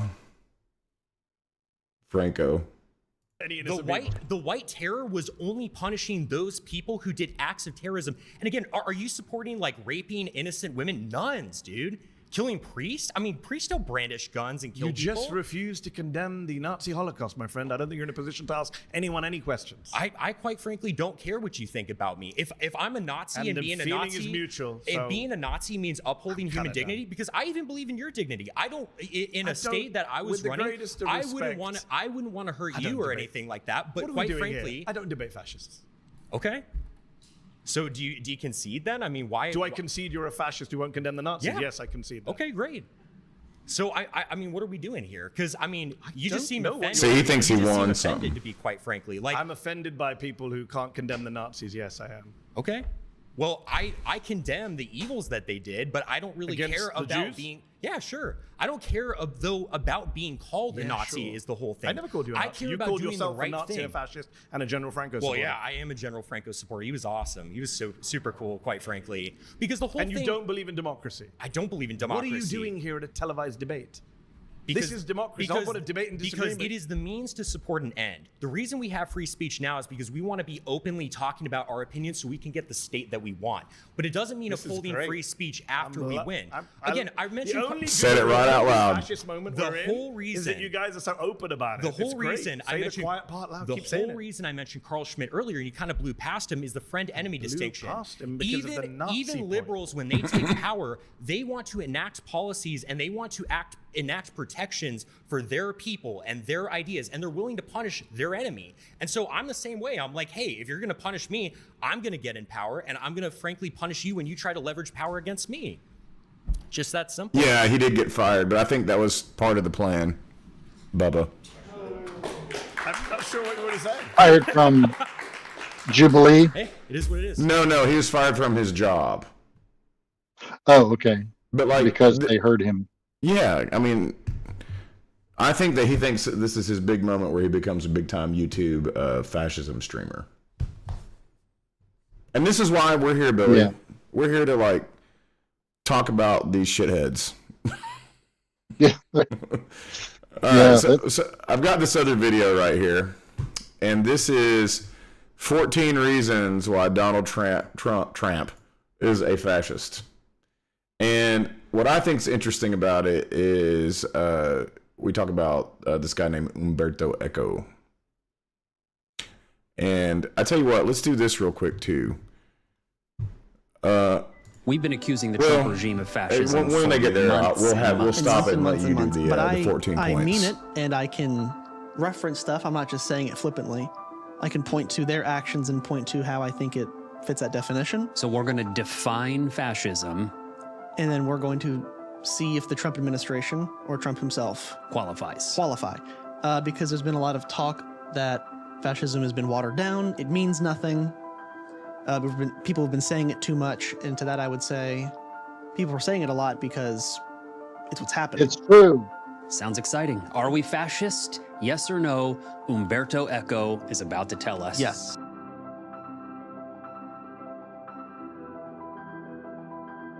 Welcome back to the United Front Show. I am Dr. David Benjamin.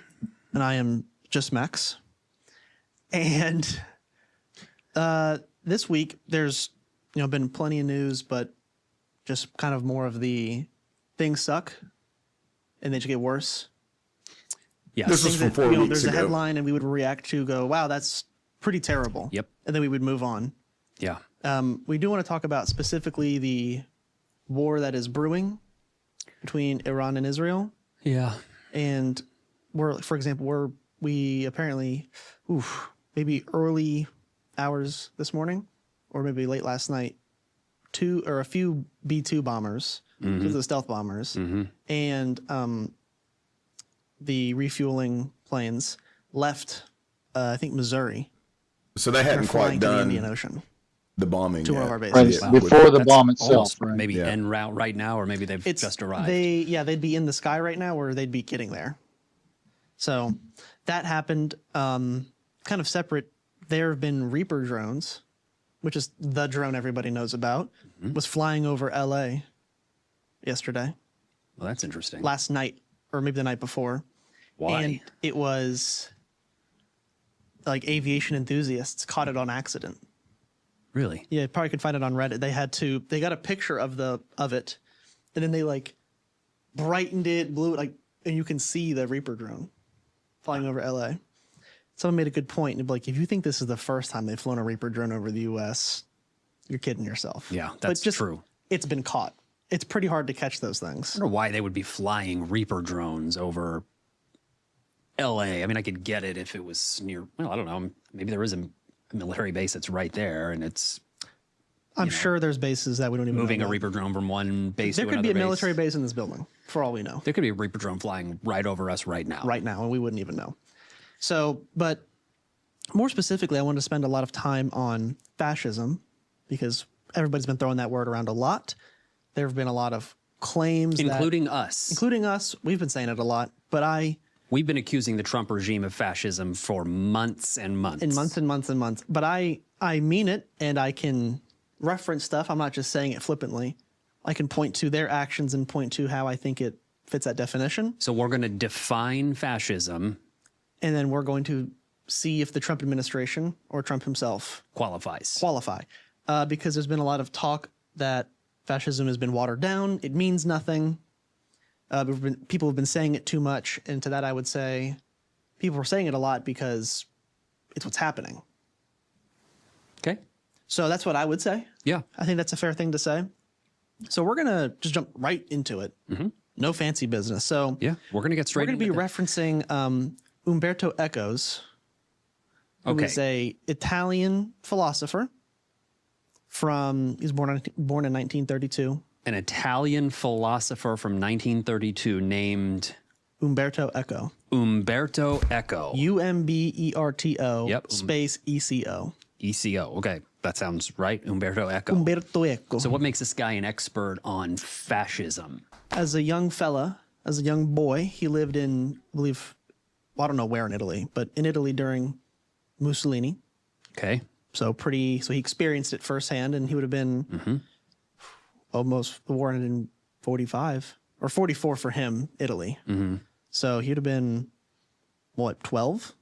Yeah. So old enough to like be aware of what's happening during those teen years when you're really like he becoming who you are. He wasn't 3. Like he was old enough to be like aware of World War II. I know what's happening. There's a war happening.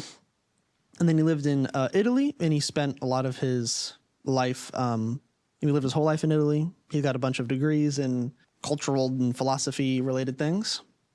And through a lot of his studies, he wrote the book in 1995. He wrote a book in 1995 called Fascism, or Eternal Fascism: 14 Ways of Looking at a Black Shirt. Eternal Fascism: 14 Ways of Looking at a Black Shirt. Looking at a black shirt.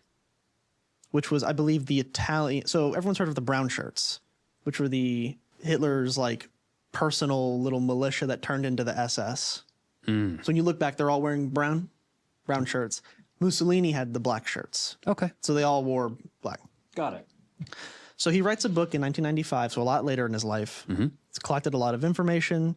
It's, from my understanding, it's one of the more comprehensive lists you can reference. Would we say this is one of the definitive texts that describes the definition of fascism? I would use it as fascism. One of the more definitive texts, yes. If you're going to look at it as more than a Merriam-Webster definition, I would say. Something a little deeper. So a little more deeper, and in the book specifically, he says that this isn't you have to meet 8 of these 14 to be considered fascist. He defines it more of fascism is an ideology that's impossible to coherently lock yourself into or define because of the nature of it.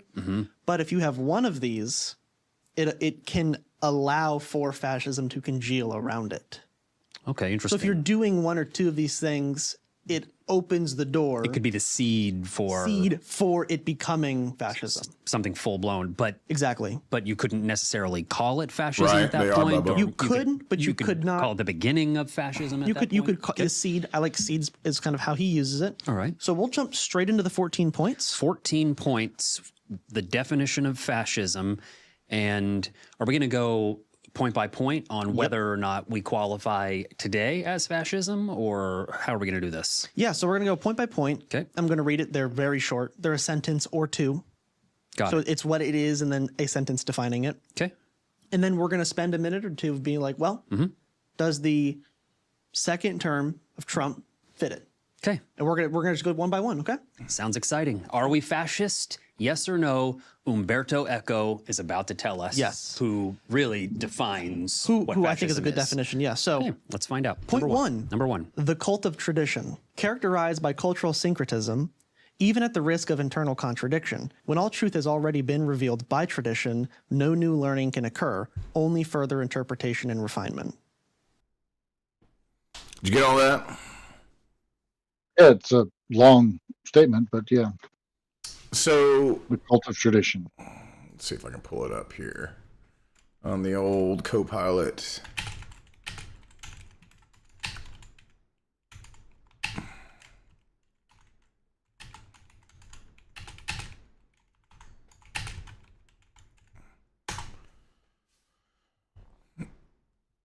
All right, yeah, so here we go.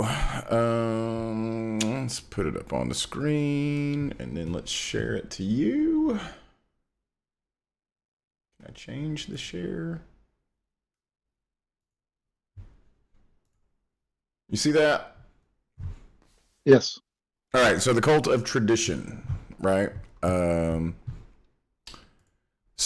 the belief that truth has already been revealed. Yeah. So there's no need to question anything. It's by nature, you know, a conservative standpoint. Why question anything? We already got the answers. Things work out the way we want it. Right. It's already good. Let's leave it. It's an argument for the status quo. Yes, very much. Has Trump showed examples of that?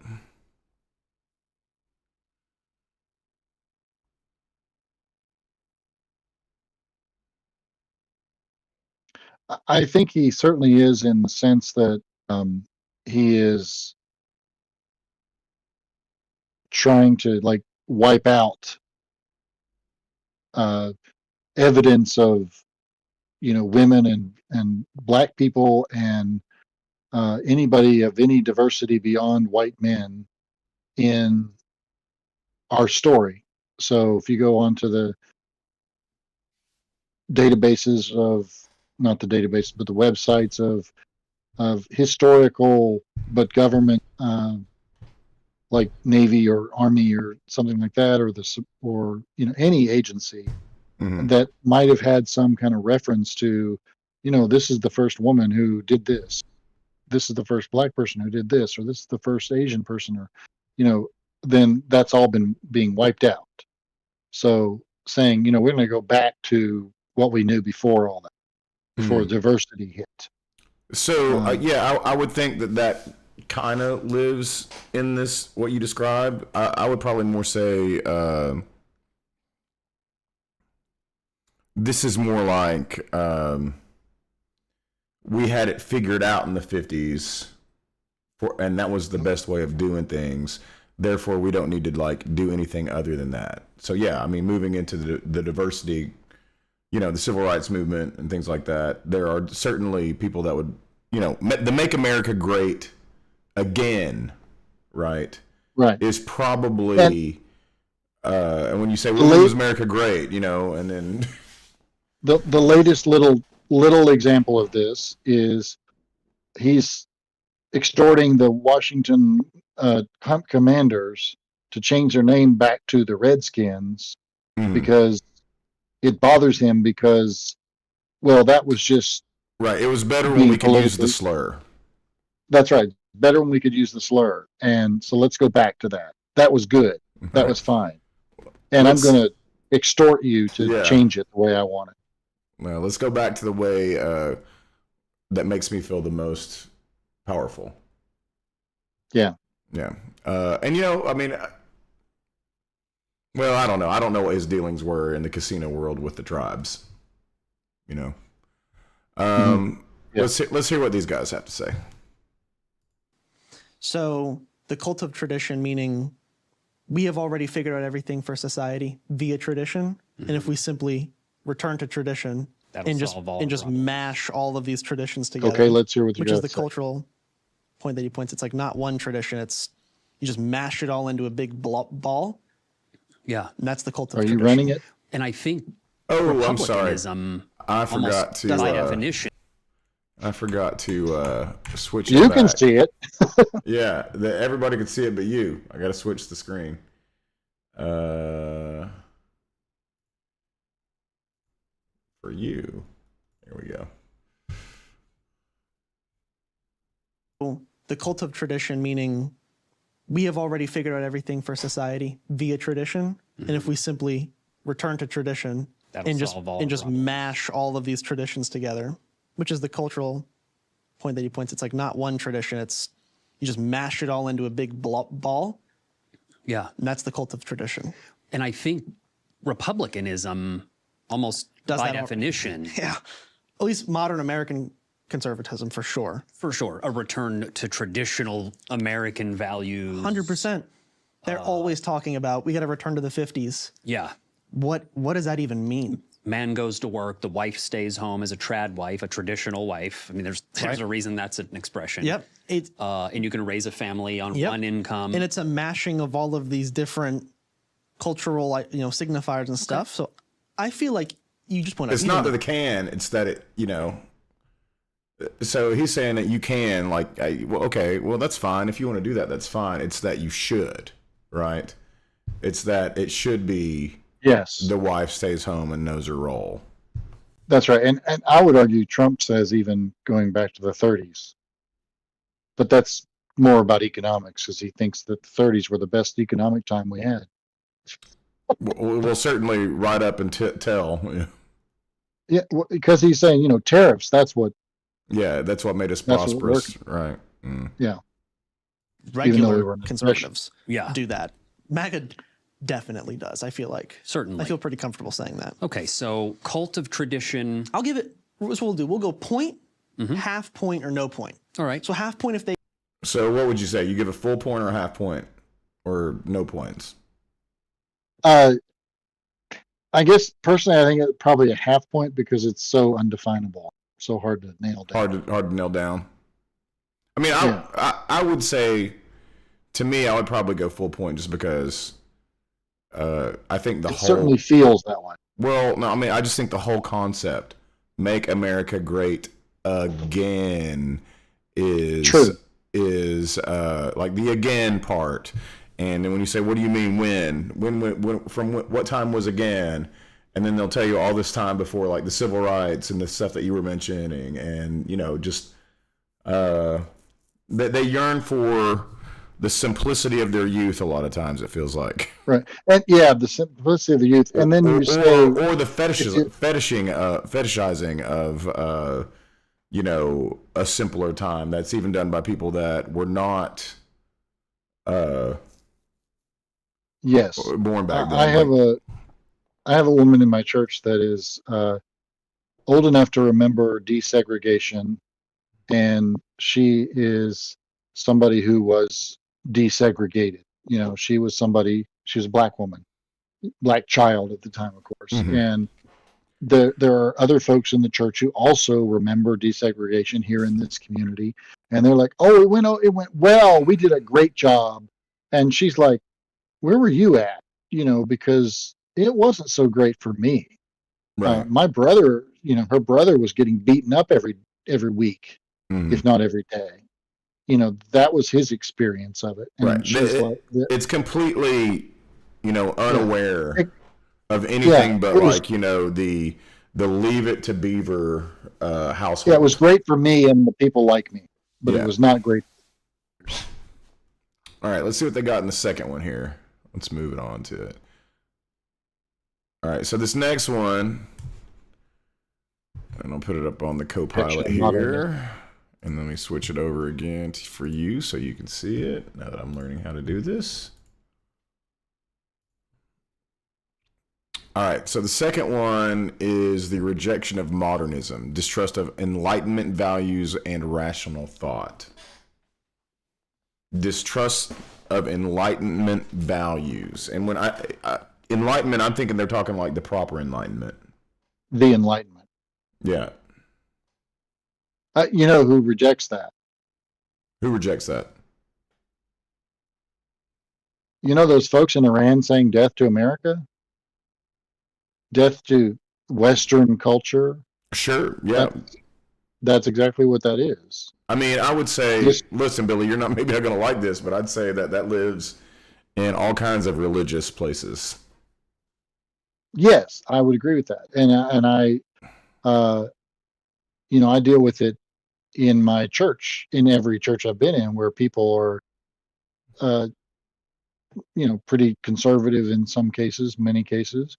And what they point to is the same thing we're talking about in cult of tradition. They wanted things to go back to the way they were. When we could pray in school and we could, all that crap that is not really what they think it is. And it wasn't what it,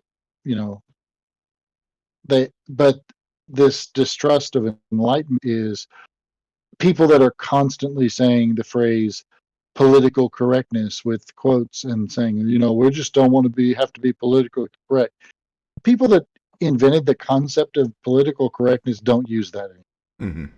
I mean, I think for me, the rejection of modernism and distrust of enlightenment means specifically anti-intellectualism.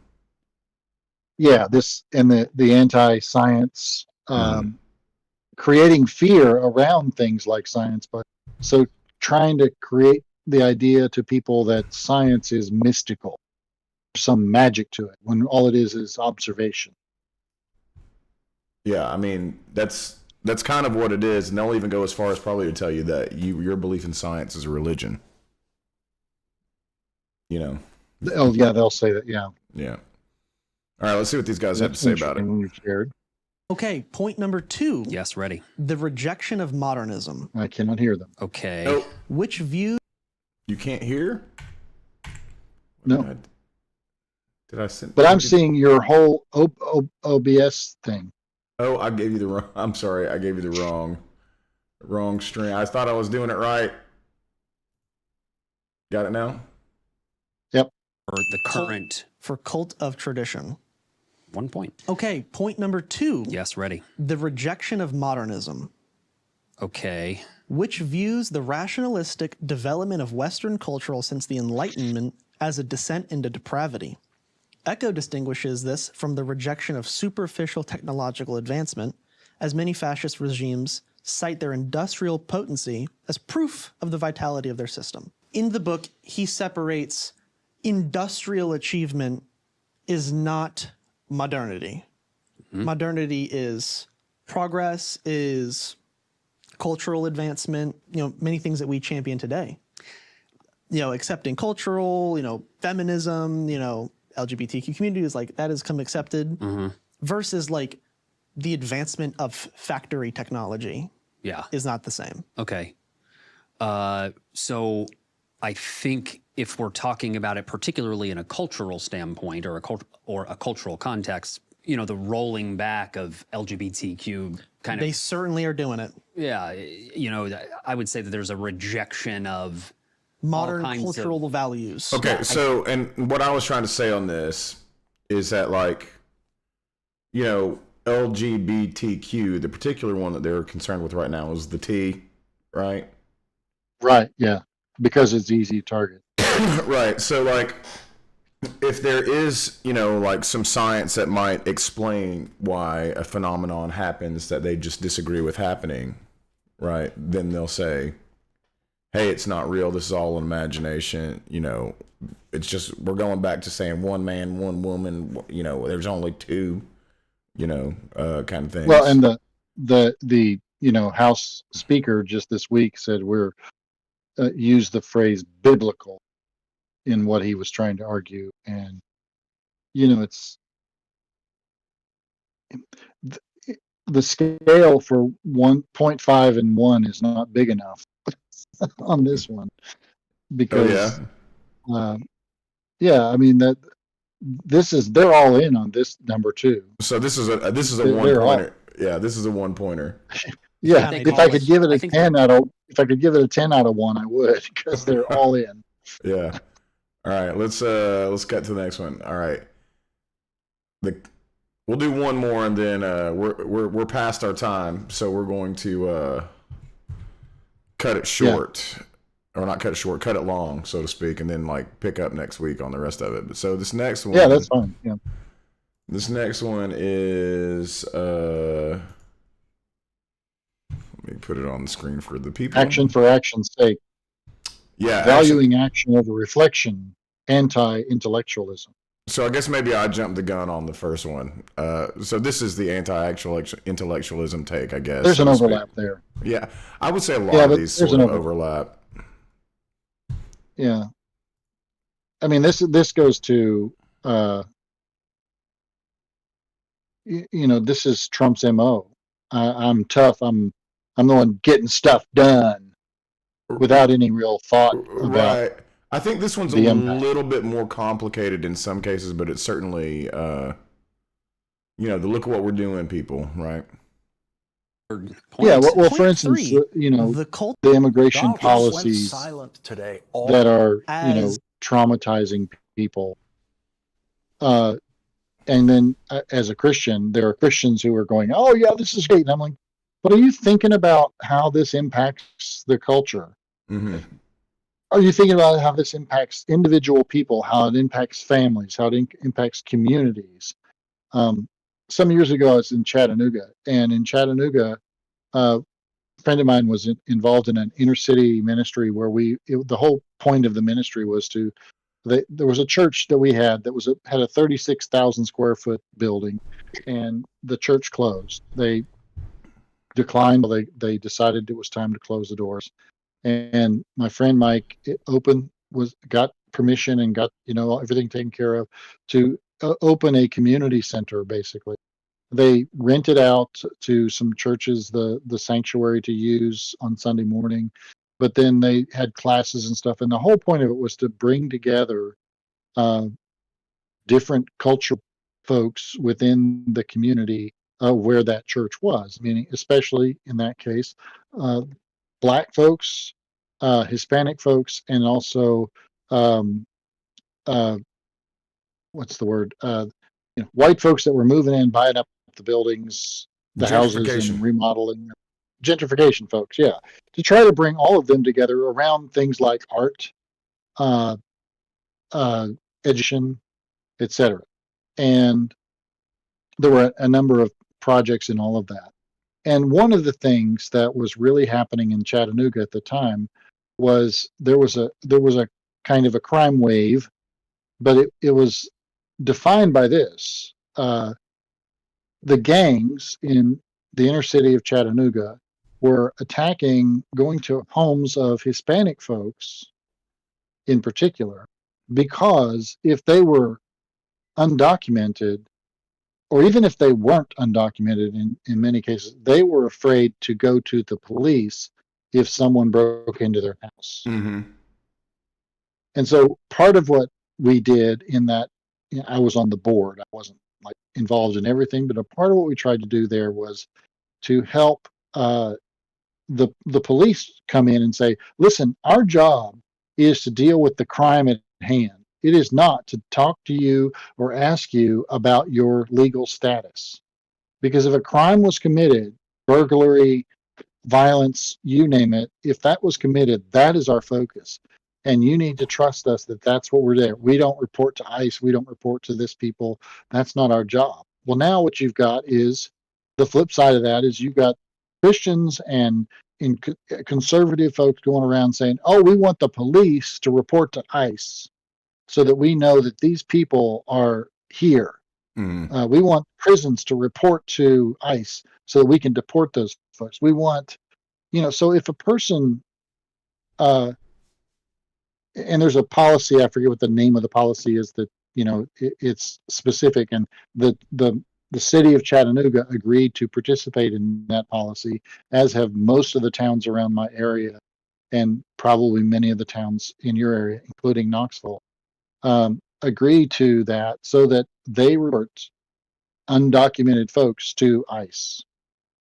They share that information, which means now these are church folk that are supposed that are supposed to have like a, we've talked about Matthew 25:35, bunch. Exactly.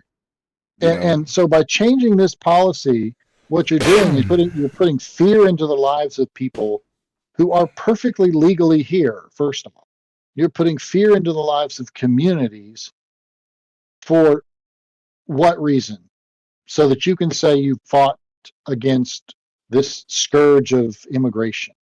Scourge. And the scourge. Yeah. What the country was founded on. What the country was founded on.